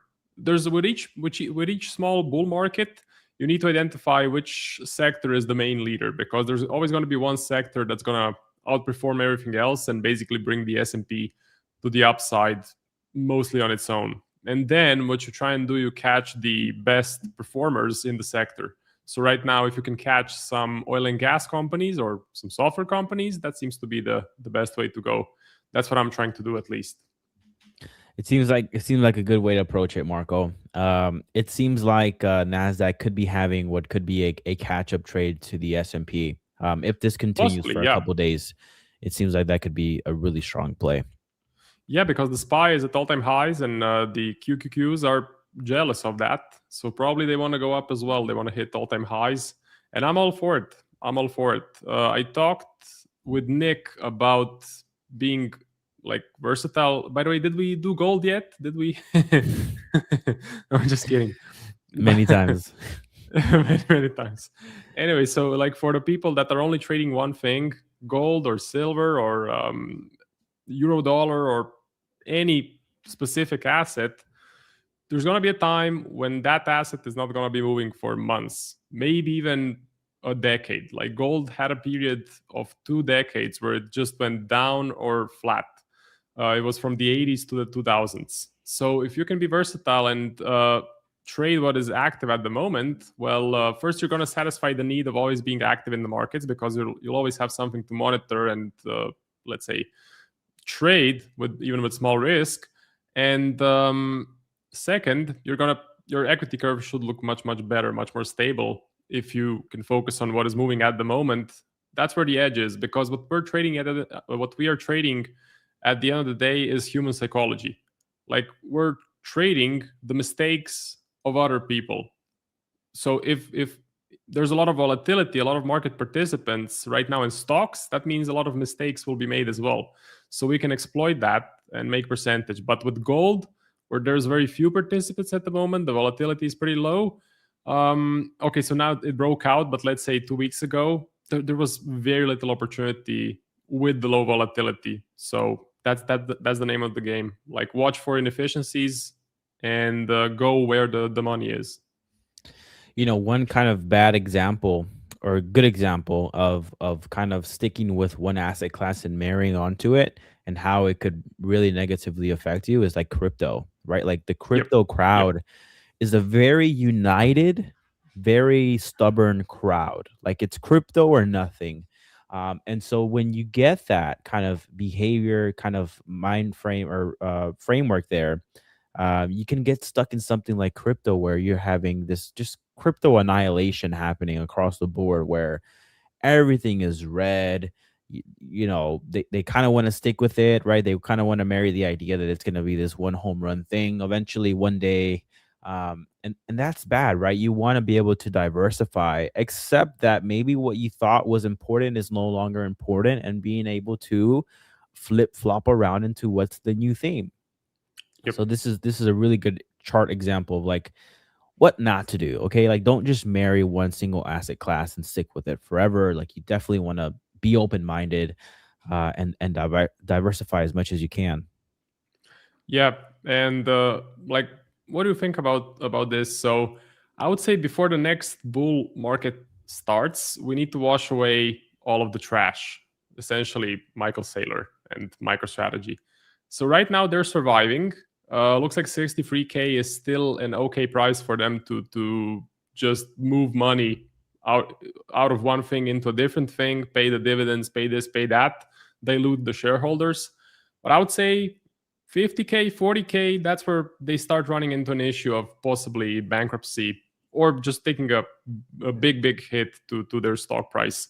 So I think before the next bull market starts, we need to wash away all of the guys like Saylor, like the Tom Lee guy with Ethereum. What do you think about that? Can we go up from here? Or do you think we still need to go down and correct a bit more? Because this is not a huge correction when you backtest Bitcoin. Usually 70 to 80% is what you're looking at, and then the price goes up. I think for you to have a sustainable upward directional move in any asset class, not just Bitcoin, you need to have some sort of a washout, right? That's just market efficiency. That's just market doing what it does. And you can't avoid that. Similar to situational awareness, right? You had a lot of leverage, super sensitive to volatility. You had a pullback in like the Cosby and stuff like that, but it wasn't like a complete breakdown in the Cosby, but that was enough to wash out some of the bad actors. And now what are you saying? Marco, I saw this on X here not too long ago. I was going to make a post about this, but what's going on with the Cosby and Asian markets here? It's doing quite well now that you have all of those bad actors away. So it's made some kind of a recovery. So similar with Bitcoin, you need that to happen. And then the question becomes, well, when does that happen and what would it look like? Well, Marco, I think that with Bitcoin, it's probably a bigger unwind than we probably think. Nick mentioned this before, but like Bitcoin hasn't traded alongside in parallel with a true bear market. So like if you were to see a real true bear market, I think that would be extremely ugly for crypto. That would definitely wash out a lot of the bad actors. And then at that point, you have a more sustained upward trend where you wash all of the bad hands out of there. So the dilemma with that is like, first you need to see that bear market happen in the economy or whatever. So you can't predict that. I don't know when that's going to happen. They say AI bubble will do it. They say, you know, Fed unconfidence, the bond market will do it. Who knows what the driver is, but you need that to happen first for you to start seeing that come to fruition. So until that happens, I think with Bitcoin, it's just, again, the attention goes elsewhere because there's nothing really important enough or anything to just draw you into that trade. Me personally, like the way I would play it is if I somehow get to that 200-day moving average, then I'll short it. But other than that, there's really no way I would. There's no buy the dip strategy just yet. There's no anything like that. Yeah, I would say with Bitcoin. So the biggest tell is that the SPY is at all-time highs. The Qs are near. The gold had a breakout, and Bitcoin is still doing nothing. So the relative strength tells a lot. It tells you basically what you mentioned, that the attention is not on crypto, and if you don't have the attention, especially from the retail, all-time highs are not going to happen, or even a strong rally, it's not going to happen. And I would be extremely surprised if we rally from this point, because I think this is not capitulation. I think we need to go down, correct more, 60, 70, 80%. Then, like, we get the capitulation, we get Sailor out of the market, we get everyone on Twitter saying that Bitcoin is done, then we can go up. So that's what I think on crypto. For sure. I think you still have a lot more squeezing to do. You know, I say 50K, Marco, is like a good level where, like, for an not an intraday, for like a swing trade off the 200-day moving average and just finding or trading into a level that I'm pretty confident there could be support. But if you do see a true bear market in the equity world or across the US economy or global economy, and everything starts to sell off and correlation goes to 1, then 50K really can be like, I don't know, 20K maybe in crypto, right? Like I can see it going down that far from now, which is, how far is that? So 50K is 22% away. 20K is 68% away. Yep. It's a bit crazy if you think about it, but it's crypto, so it can absolutely happen. And what you notice if you study the previous bull cycles, every time you get a new bull cycle, the opportunity becomes smaller and smaller. Like the first one was like 1,500%, second one 5,000%, third one 3,000%, and this one is probably going to be like 1,500, or let's say maybe even not 1,500, but something that's not so crazy, let's say, because with each bull cycle, there's more and more participants. So you need more and more volume to have crazy returns and push push Bitcoin to, let's say, I don't know, 200K, 300K, 500,000. Yeah, it's crazy, man. What's going on with the stock market? The S&P 500 new highs, looking very good. Yeah, the bond market continues to break down lower, and the big benefactor here is the S&P and the Nasdaq. So awesome. Seems like Ball Out there is in the trade. So congratulations, Ball Out. Yeah, I mean, maybe the stock market waited for the CPI and the PPI so it can go to all-time highs. Since the inflation is cooler than expected, you can be pretty certain that Warsh is going to say no hikes, inflation is lower. Of course, we do have one more inflation print before the Fed, and that one is going to be even more important than this one. So that one will be the tell, because that one will show the inflation after the full closure of the strait. So that's the one that can introduce a lot of volatility and that we can potentially trade. But so far, it just seems we won't get a hike in 2026. Like no hikes 2026. I would say whatever happens, we won't get a hike in 2026. But now the market thinks the same as me, because the inflation is lower, because the jobs market is lower as well. There's really Marco, there's really nothing standing in the way anymore. Like after this PPI release, like you do have meeting minutes. Here, I'm gonna switch the calendar to this. We have meeting minutes next week on Wednesday, but beyond that, it's really just smooth sailing from here. So there's really no obstacles anymore for the equity market to go ahead and have to digest and wait for. And like you mentioned, inflation came in cooler than expected. So that's really a good sign. And so maybe you have this continuation for the remainder of this week, maybe going into the Wednesday before the meeting minutes. Maybe you see some bullishness in the stock market. playing that game, and then it stalls out right before meeting minutes, and then that's the next obstacle. But until then, you're smooth sailing, man. Basically, that's how I'm seeing the situation and how I would like for the situation to develop. That would be pretty good for individual stock picks. Yeah. Well, all right, man. I'm gonna go ahead and pivot out here. Thank you for the conversation. I did this earlier, but one more time, guys. I'm gonna drop the link in the chat for the free Telegram channel. So definitely go ahead and join. There's no payment required, nothing like that. It's just straight up completely free value. You have chart markups, polls, bonus content, all that good stuff. We cover gold a lot there. So if you want gold coverage, right, and maybe we don't cover it on the live stream or you miss it, go to the Telegram channel. There is gold coverage there. And you know what? I will say this. I'll make a gold post today. So after this, I'm going to make a gold markup for you guys. So if you guys want the breakdown, the scoop in gold after this CPI, PPI reading this week, go ahead and join the Telegram channel and you will be able to scratch that itch. But Marco, thank you, man, for the conversation. I'll see you tomorrow. Thank you as well, Alan. And we'll talk tomorrow. All right, man. Take it easy. Bye-bye. See you. Goodbye. So let's continue with the regular program. So Dell actually starting to look pretty good here. So give me 1 second to execute this position. So 499.71 is going to be the entry. Let me see, Dell. I have my calculator on the side. 499.71. Was that it? 500.5 it's now. And the stop loss goes, so the stop loss goes on the previous market close, which is 484.5. 484.5. Let's do 0.2% risk. And the quantity is, okay. So, okay, let me put this into my interactive brokers. So I'm sorry about this. I just need to put this on because it may run to the upside. You never know. So I have to take advantage while it's still hot. Let's do a market order.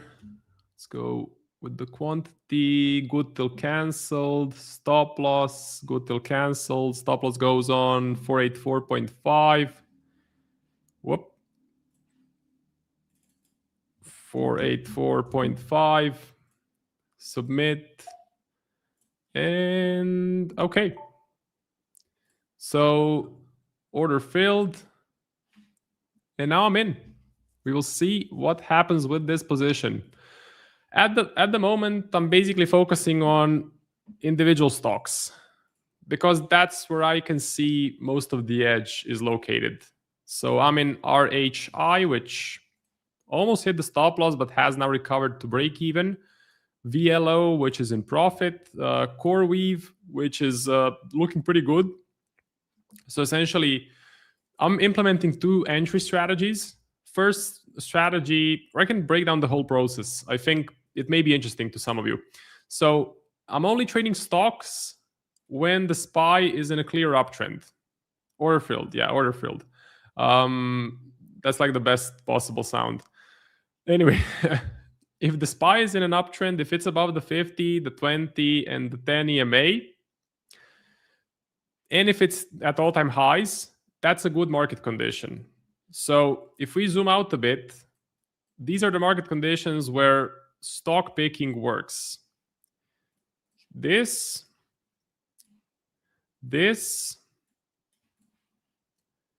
and the current one has possibly just started.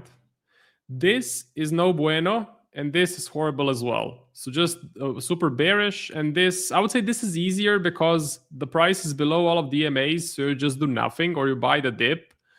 But when the price is flat and range bound, then the price can sometimes be above the EMAs, but it's not breaking out. So here you can take a lot of losses. You have to be really careful in this area right there. But anyway, we are now in the bullish part for the SPY, which means you can look for stock picks. Now, you need to identify which sectors are the leaders at the moment. So personally, from what I can tell is IGV, software is the leader. Software is having a really nice rally to the upside and could be the leader. In April, the leader was SMH, so semiconductors. Look at the massive explosion that they had from April. But now it's software and energy, which is basically similar to what the stock box is saying. So if I show you the stock box and we go to the top sectors page, okay, top sectors, you can see oil and gas and software, IGV, oil and gas, XOP. So I think I have XOP here. I must have it. XOP. No. XOP. Let's put it on there. XOP looks okay, looks healthy, looks fine. And there's a good resistance level here which could break out. So that's what I'm focusing on. I'm focusing on the sectors that are leading at the moment, and then you try to find stock picks in those sectors. So Dell is software, I would say. Technology software kind of could be connected. RHI, okay, it's not software or technology, but it looked good in terms of technicals. VLO is energy, so oil and gas. CoreWeave is technology, I would say. I think they produce GPUs, so it's good with the artificial intelligence story. And yeah, so you identify the individual stocks, then you can use 2 entry models. You can find both of them on this website. So Kulamagi, free timeless setups that have made me tens of millions. I use 2 of them. I use breakouts and I use the episodic pivot. Okay. By the way, this is the guy that's in the latest Market Wizards. He turned, I think, 10K into 100 million in a couple of years, confirmed. So it's not a scammer. What he did though, he slapped on massive risk. I'm not gonna lie. He has a huge risk appetite. That's why he was able to turn 10K into 100 million. Quagmire. Yeah, Quagmire. So his risk management is pretty crazy, but the edge does work. And yeah, I just use very simple breakouts and the episodic pivot to give you a rough idea. A breakout is basically a flag and a pole. Okay, so a pole and a flag. So this is your pole and this is the flag. Or let's say this is where it starts. And then you get a breakout out of the flag and you buy the breakout.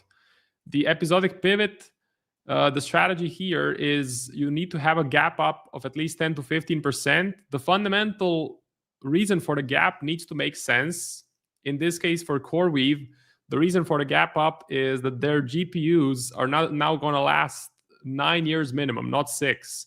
So their old GPUs can be used for 3 extra years, which is going to bring extra revenue for the company. They thought they were going to have to discard the old GPUs, but they can use them for 3 more years. That's pretty bullish, I would say.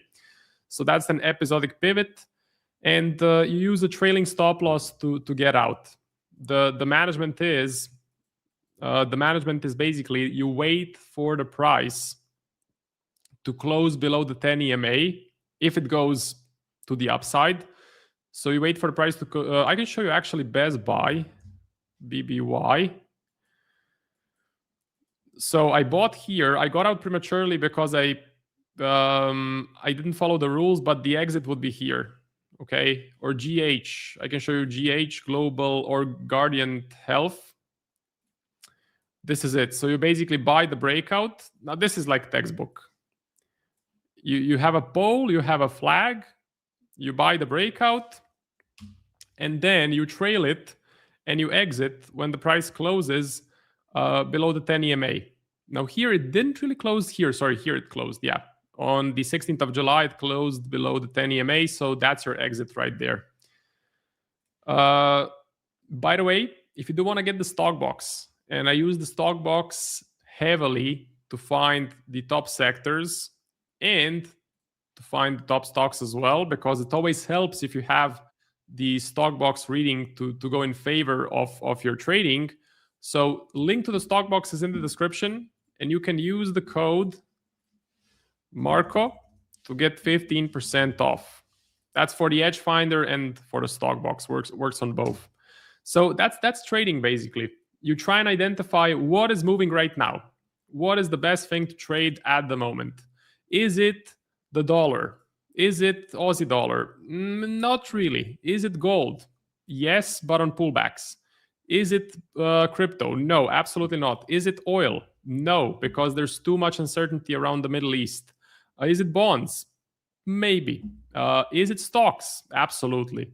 Stocks, all-time highs, big uptrend, looking great. So I do want to mention before I go, Ola Prime, if you're looking to get funded, you can get 20% off with A1 Live. Okay? So 20% off A1 Live, Ola Prime. Take a look at the reviews, open up the Trustpilot, talk with our traders, join the A1 Discord, talk with the traders in the Discord. Ola Prime is a good prop firm. And one thing that I really like is that they don't have a consistency rule. That's a big, big bonus. And you get a good price with the code A1 Live. So that's about it for my segment. You have Tiger coming on in 30 seconds. I want to wish you guys good luck.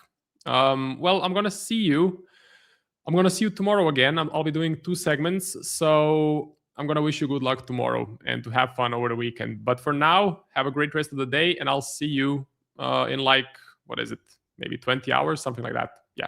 Thank you. See you.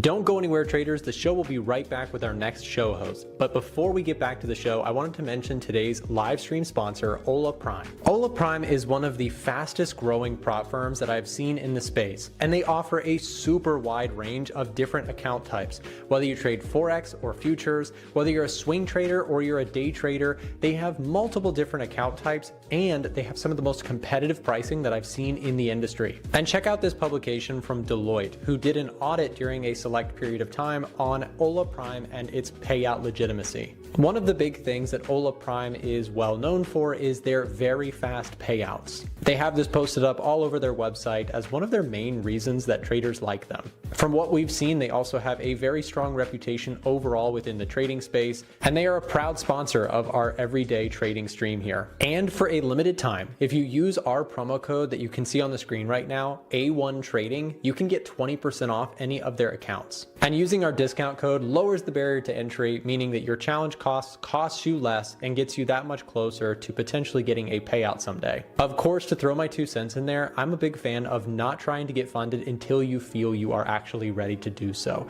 So if you feel you have the skills, if you feel that your trading is up to par, and you do your due diligence on Ola Prime to see if it's right for you, then make sure use our promo code to get that extra discount at checkout, and we'll be dropping the link to them down below in the live stream chat. You can also find it in the description, and we'll have a QR code on the screen right now that you can scan if that's easier for you as well. So thank you to Ola Prime for sponsoring today's live stream. Now back to the next show. Good morning, everybody. Happy Thursday. Hope you're doing well out there. As always, let me know what tickers you're looking at. We'll take a look at whatever you would like to check out today. And obviously, we did have our PPI results that came out earlier right here in the center with the nice red ink on it. Another cooler inflation report. That's now at least 5 in a row dating back to last month. We had CPI, PPI, PCE all cooling down last month. We had CPI yesterday and now PPI today. So the bond market's really kind of changing its idea, its mindset around the whether or not we're going to raise 25 basis points at our September 16th meeting. Just kind of taking a little bit of a time warp back in time a month ago where we were at a, let's see here, where were we at last time? With 24.9% chance of only a 24.9% chance of keeping rates unchanged. A week ago was up to 45. Yesterday, before the CPI came out, we were at 54. It did raise to 59 afterwards. And then today, we're all the way up to 65% chance of keeping rates unchanged. And needless to say, the percent chance of the 25-point hike has dissipated as it has inclined. So, yeah, that's just kind of a look at your inflation readings. It's really having a bearing on whether we do or don't raise those rates next month. So Just thought that was quite an interesting move from a month ago to a week ago to yesterday to today. So currently at 65% chance of remaining the same. And that is your updated look on the rates, guys. We have seen the yields kind of drop over the last couple days. They are dropping again today. So yeah, that's just kind of where we set at the moment. And when it comes to the data over here on the dollar, we did have that percentage drop from 30% to 20%, but mainly because of the jobless claims. First one in a while that we've had where we've actually had an increase in the jobless claims number versus forecast. So dropped from 30% all the way to the 20%. So that must mean we've dropped even further into the basement, right, for the dollar? Well, the Japanese yen has something to say about that because yesterday they had a miss on their PPI, and they are the ones that are in the basement at only 16%. So taking a look over here at the surprise index, there's your current picture on the strength and weakness of these currencies from a fundamental perspective. So Japan has taken over the basement, kicked the dollar out, and it's just kind of floating around on its own as we speak. So second weakest currency on the fundamental level to the yen's weakest, and then the Kiwi remains at the top with a 66% beat rate. So that's kind of your up-to-the-minute look at currency strength for the FX traders out there. If you're just looking at the data itself in isolation for a moment. Yeah, that's kind of the picture there. So moving over to the top setups, and I did just refresh this, but I'll refresh it again. Gold, silver, clear at the top of the list. Gold is number one, I do believe, if I refresh this. Yeah.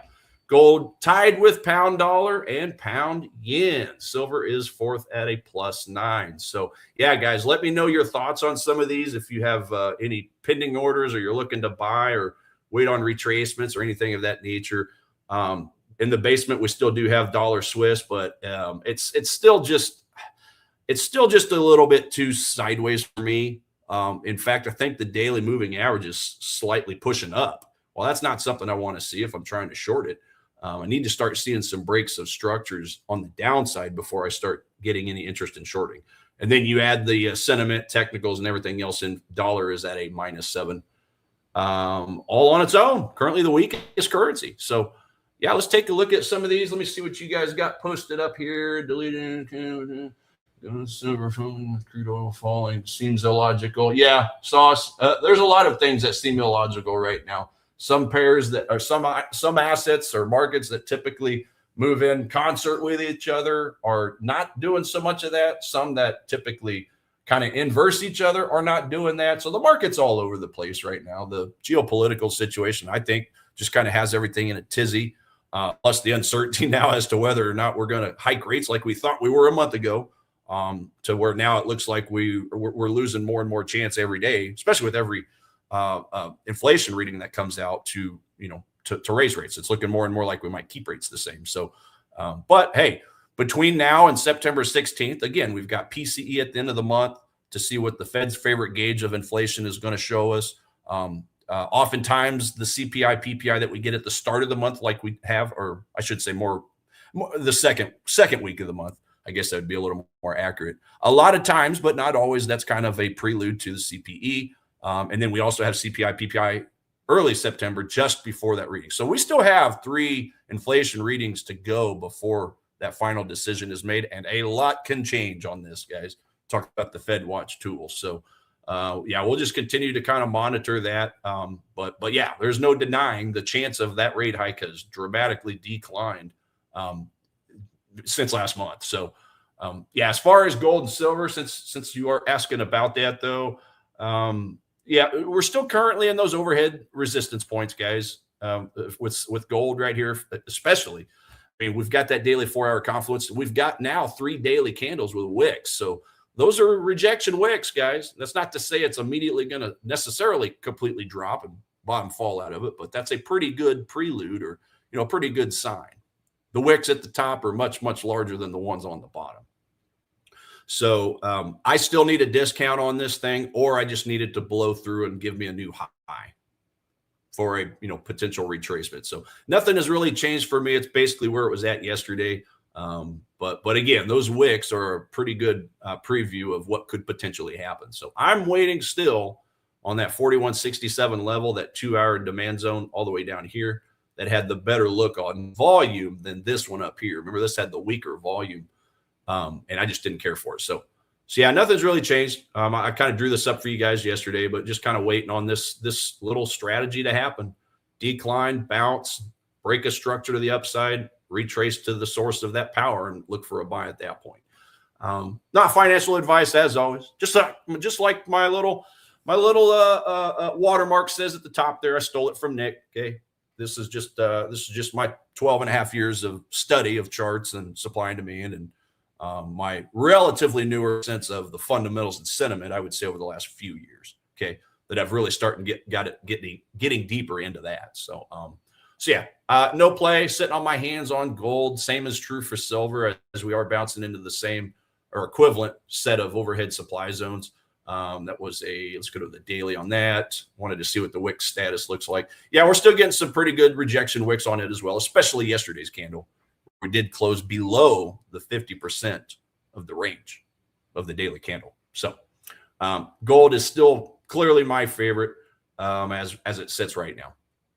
Okay, so and then oil, as far as oil goes, those circles are just something I'm working on as far as a separate project. Some major swing highs and lows, some content I'm creating for another company. So just ignore the circles for a moment. But yeah, same thing with oil. It's just pretty well equilibrium as far as I'm concerned.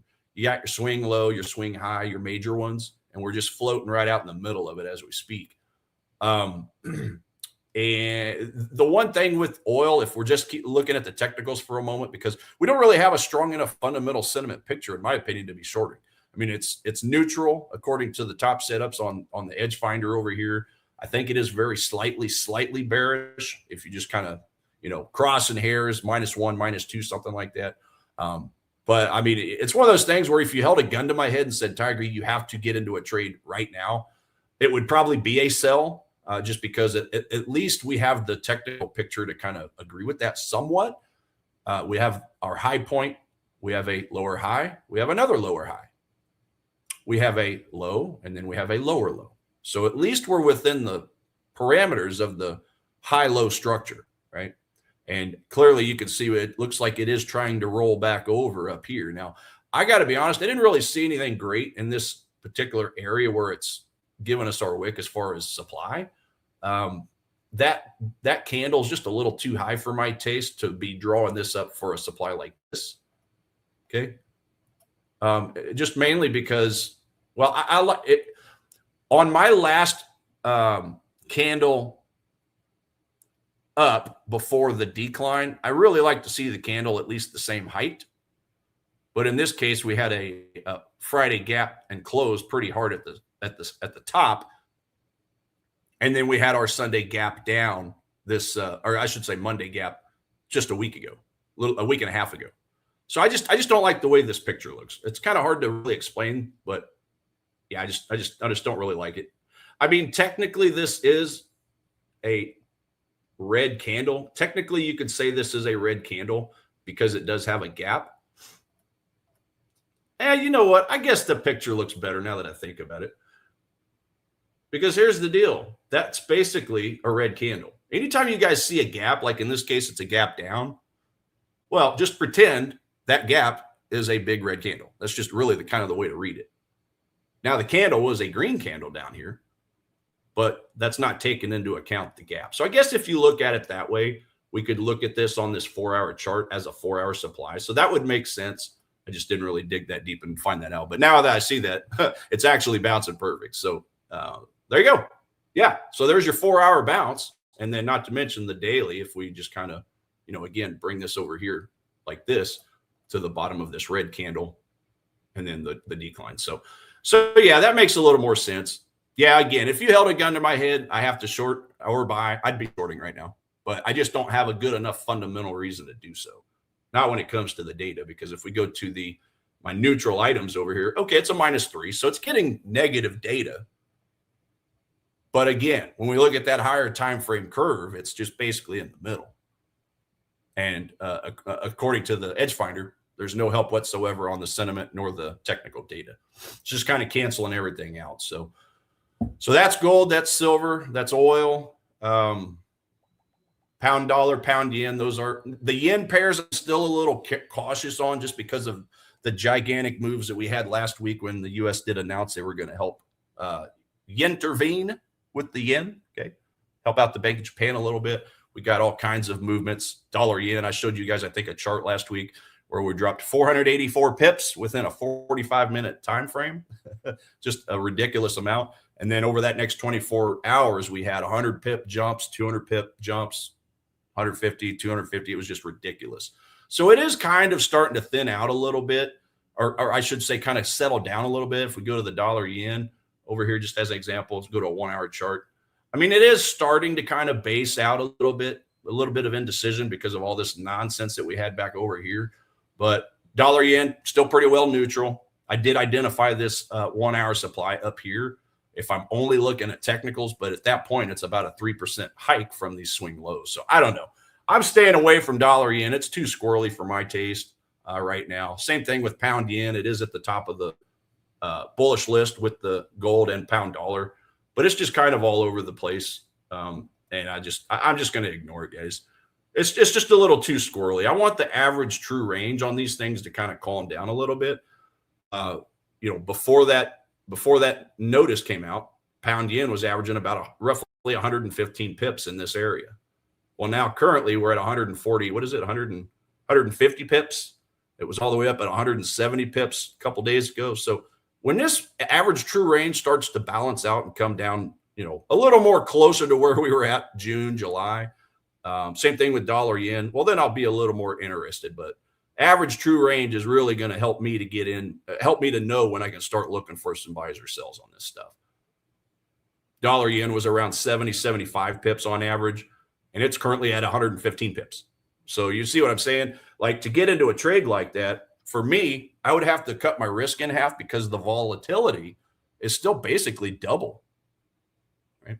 Either cut risk in half or increase the stop losses by double. Right? It's a way to account for the excessive volatility that they're experiencing relative to their averages. Guys, ATR, average true range, if you want to study one thing today, go study ATR. Go study average true range, because a lot of traders use it to know when they can maybe double up their risk if ATR is really, really low relative to its average, or half the risk if it's double, like the yen pairs are right now. It's just a little bit sketchy out there, right? There's the potential, if you're using the same stop loss amount of pips right now, well, there's almost a double the chance that you'll get knocked out of your trade just based off of volatility alone.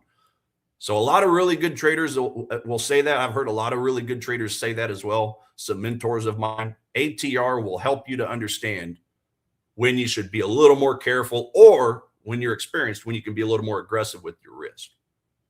Does that make sense? I know that's probably getting, I don't know. That might be a little more advanced, but yeah, good stuff. All right, let me see what you guys got up here. Pound Swiss. Okay, you're looking at some Aussie dollar as well. Dollar yen. Yeah, dollar yen, like I just said, I've just basically got nothing on it. Give me class video, please. What do you mean by that? Let me know what you mean. Pound Swiss. Let's get to that one. Was that on our list over here? I think it was. Pound Swiss +8. So got a very bullish score, looking pretty good for some buys over here. Buys only, by the way. Okay. When I get this bias over here, all these blue items, I've got no business selling. All these red items, I've got no business buying. So if you're on the side of the trend, guys, just from a 30,000 foot view, that in itself will help your case out, no matter what your trading strategy is. The average retail trader out there, when they get these really strong bullish readings and the trend is up, so many people try stopping it. So many people try taking the other side. Same thing on the bottom. When these items are showing us bearish scores and they're dropping like crazy on the chart, so many people try catching a falling knife, right? That's a sure way to get bit. It's a sure way to get your hand burned. Focus on the meat in the middle. when the trends start going down, wait for those retracements, right? Wait till you get a higher premium. If you got a strong uptrend, wait for those discounts. That's what the banks are doing out there, the smart money. Okay, pound Swiss, strong uptrend. EMAs are going in my favor. We finally busted out of that equilibrium spot. So yeah, when it comes to pound Swiss, still waiting on that retracement. So, you know, once we broke out of equilibrium here, we're basically sweeping this liquidity to the top. And now I just need to see a sweep to the bottom where the 2-hour zone is that I have down here. 2-hour demand with a lot of liquidity, creating that zone, creating the base, but also creating the legs out. So that's still the spot I'm looking at right there at 107.85 area for that possible bounce. So again, equilibrium, buyers and sellers agreeing on price, or they're just fighting it out, not getting anywhere. The banks get tired of it. They say, let's push price out so we can collect the longs, the breakout buyers.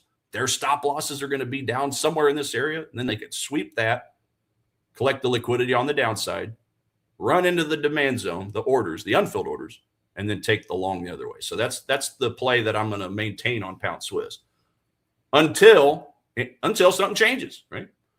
Maybe price just keeps going. Well, if that's the case, I'll reevaluate my my alerts. I may not be as interested in this one down here. I may look for something a little closer to home, right? It all changes based off of how far away from a zone price moves.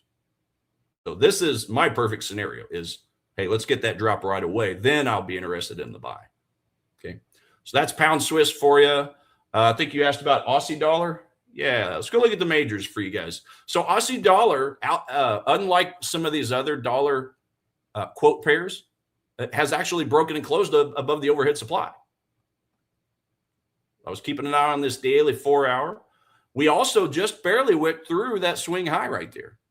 It's kind of hard to see, but you can see we just barely went through. So that opens up a couple more options for me. Was also looking at this 4-hour here.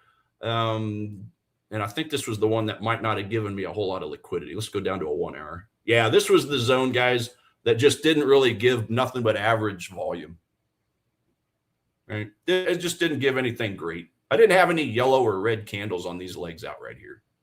So that's average volume. That's most likely some retail type activity, right? Right here was where the volume was because that was Friday's NFP report. But as you can see, that price already bounced in. That's a mitigated zone. I can't reuse that zone. I don't want to reuse that zone. Liquidity has already been taken from the zone. I want a zone's full liquidity if I'm going to put my money on that. Not after 40% of the liquidity has been swept up, right? So anyway, for me, for Aussie dollar, yeah, it's still going to be the retracement clear down here is one option. That's a very good discount down to this zone on top of the zone. Okay, 2 zones technically within a daily.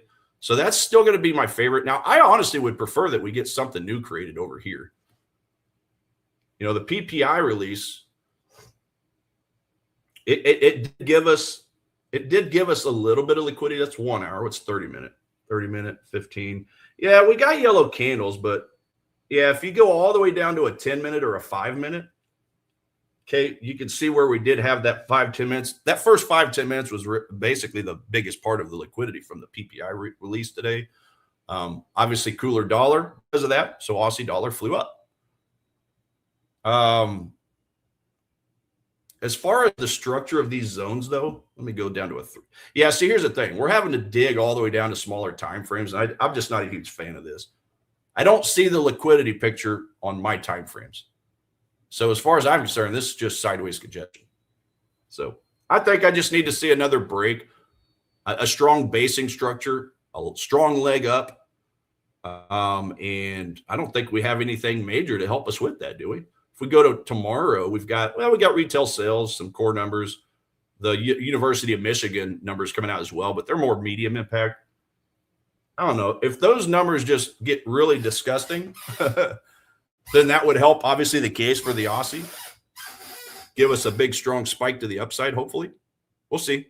But, you know, I don't want to bet against my own economy, but those would probably have to be really disgusting in tandem for me to get the candle structure that I want to see in order to get a retrace for a buy. So, Yeah, I think Aussie dollar has probably fallen off my list of excitement just a little bit. Now it's obviously still on the overall list, +8, but euro dollar, pound dollar, let's go look at those, see if that gives a better opportunity. Pound dollar was at the very top of the list. Let's go to pound dollar. So pound dollar did break through the overhead supply as well. So that frees up, for the way I trade, this 2-hour demand that was created back on August 7th, 134.50. We'll just call it 134.5. I drew up prior to this happening yesterday what I wanted to see. Break of the zone, close, which we didn't get the close. We got the wick. We didn't get the close. So break and close, retrace for the possible buy. Did we get a close on some smaller time frames? Yeah. No, we didn't. Yeah, we didn't really get a close. So I'm probably even going to be careful with that. Hell, even if I go to a 5-minute, you can see it was just nothing more than a wick, and that's where all the liquidity stepped in. Okay. Liquidity sweep, push to the downside. I don't think I like that. I don't like that. Now, would I still consider a trade down here on the 2-hour if it did retrace? Yes, I just will not put a full risk on it. I'll just cut the risk in half. Just kind of nose in there. Because at the end of the day, it is our strongest currency pair.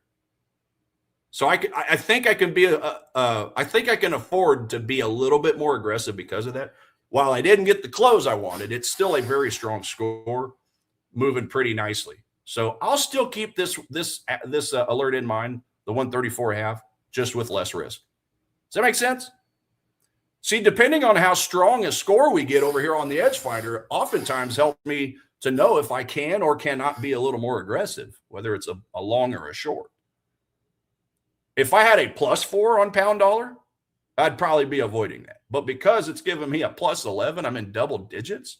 Hey, I might be able to look over that one little piece of data I was looking for in the as far as the fact it did not close. Yes, it broke it. It did not close though. Let's see what you guys got over here. So yeah, I went over gold, sapphire, Kiwi CAD. Oh, that's an interesting pair that we don't hear very often, and it's at the bottom of my watch list. Why is it at the bottom of my watch list? Well, it's just one of those pairs I don't trade very often. It's also one of the slower moving ones that averages about 48 pips movement a day.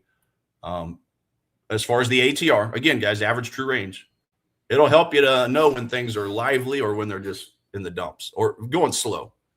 This is one of those pairs that's like molasses in a fridge. I kind of joke about that from time to time. Let's get my moving averages turned on over here. All right, so overall, so we're getting some higher highs, higher low structure going on.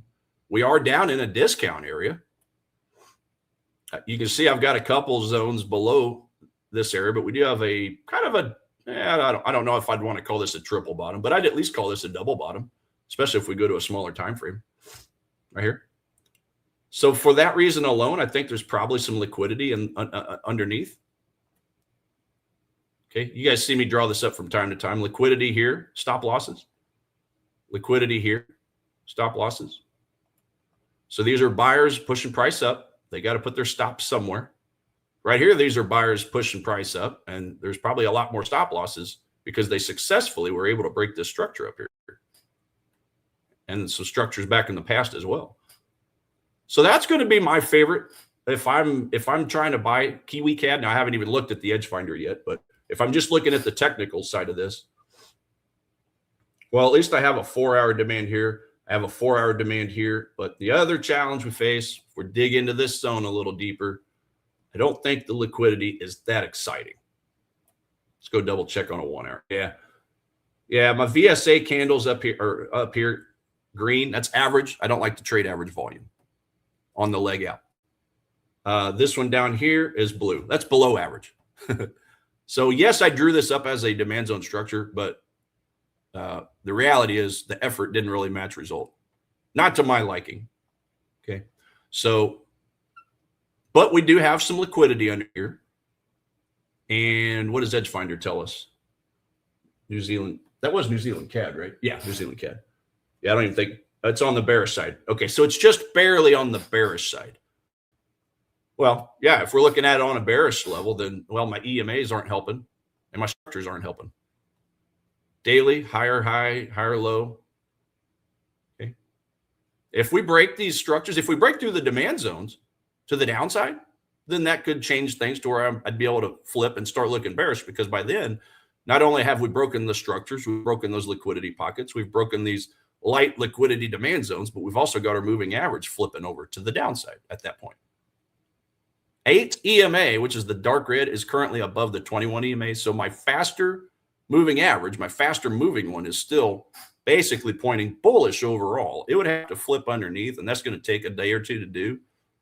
So it would be, for me, the way I trade, it wouldn't even be till early next week before I could even consider starting to looking at some bearish flips on this.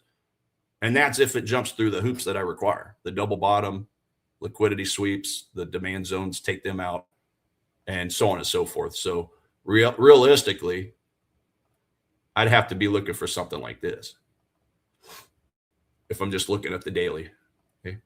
Break the liquidity, break the double bottom, break the demand zones, close, and then retrace for a premium for a place to short to the downside. See how that's a lot of hoops? It's a lot of hoops I needed to jump through. And oh, by the way, that's off of something that's just barely tall enough to ride the roller coaster, meaning it's just barely on the bearish list. Right? So I hope that helps on Kiwi CAD. My gosh, I feel like every time I get to the 29-minute mark and my alarm yells at me, I feel like I've been talking for 10 minutes. All right, guys. Let's see. Do I have any last second ones? Did I go through pound dollar for you guys? I don't think I did. Let's see. Pound dollar. Yeah, I did go through that one. 2-hour demand. Euro dollar, that's also at the top. The euro dollar, guys, is still fighting that overhead supply. That's the reality of it. That's why I did not take a trade off of this higher up demand over here, high on the curve. And it's also because we bounced into that daily supply. Chewed right through it. Okay. Chewed right through that demand zone. So that's why I avoid those zones when we were running into landmines on the other side, higher time frame landmines at that. So anyway, guys, have a wonderful day. Hope you stay safe out there. Remember Nick's code for Ola Prime. A1 Live is the code, 20% off the account of your choice. QR code. Go to olaprime.com for more. We'll see you tomorrow. We'll run it back. Take care out there.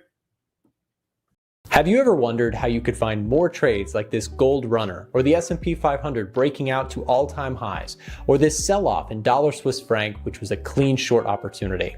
Well, all of these charts shared one major thing in common. They all had powerful macro fundamental catalysts driving price decisively in one direction, presenting a really strong trading opportunity. Hi, my name is Nick. I'm a 10-year trading veteran and the founder of A1 Trading, where we build market scanning software that help traders to track macro fundamentals, crowd sentiment, and the commitment of traders' data to best understand where institutions are moving their money. Our tools automate everything from studying jobs market data, inflation statistics, and economic growth metrics, bringing it all together into a scorecard or rubric that helps to spot better potential trading opportunities through our insights offered by the tools. So if you're looking to access our tools, stream viewers get extra discounts, and we're currently offering payment plans as an option for those who would like to split up the cost of our tools into a couple monthly payments. Alternatively, we also offer a free Edge Finder tutorial course, as well as fundamental macro course that can help you to learn the concepts behind the tools. Scan this QR code that you see on the screen right now to be connected with a real person from our support team. We have helped thousands of traders level up their trading through insights, dashboards, and automation. And we are passionate about this subject because having the right tools that hedge funds and proprietary firms keep locked in key is a powerful game changer for the average everyday retail trader. To explore our products, payment plans, and just to find out more and speak to a real person about this, scan the QR code that you see on your screen right now. Alternatively, the link can be found in the live stream chat or in the description of the live stream. On our website, you can find a collection of both free and premium trading tools that our team has put together to help traders take their trading to the next level. Well, you might be wondering, how can your tools help me? Well, whether you're a swing trader or a day trader, our tools are meant to help traders traders of all different levels of skill, time frame, and traders that trade Forex, commodities, indices, stocks, etc. At the core of it is automation, simplicity, and bringing it all into a one-stop shop for you to scan markets more efficiently and build a curated watch list of potential trade ideas. So regardless of what you trade, we hope that our website helps you in some way. And if you have any questions, feel free to contact us using the contact button in the top right or the live chat feature available on our website. We also offer free courses on fundamental and technical analysis on our website, as well as a range of free tools like, for example, our risk calculators that can help traders to level up their trading without paying a dime. Our goal is that our tools and site help you in some small way, and we wish you the very best in your trading journey. Thanks for listening.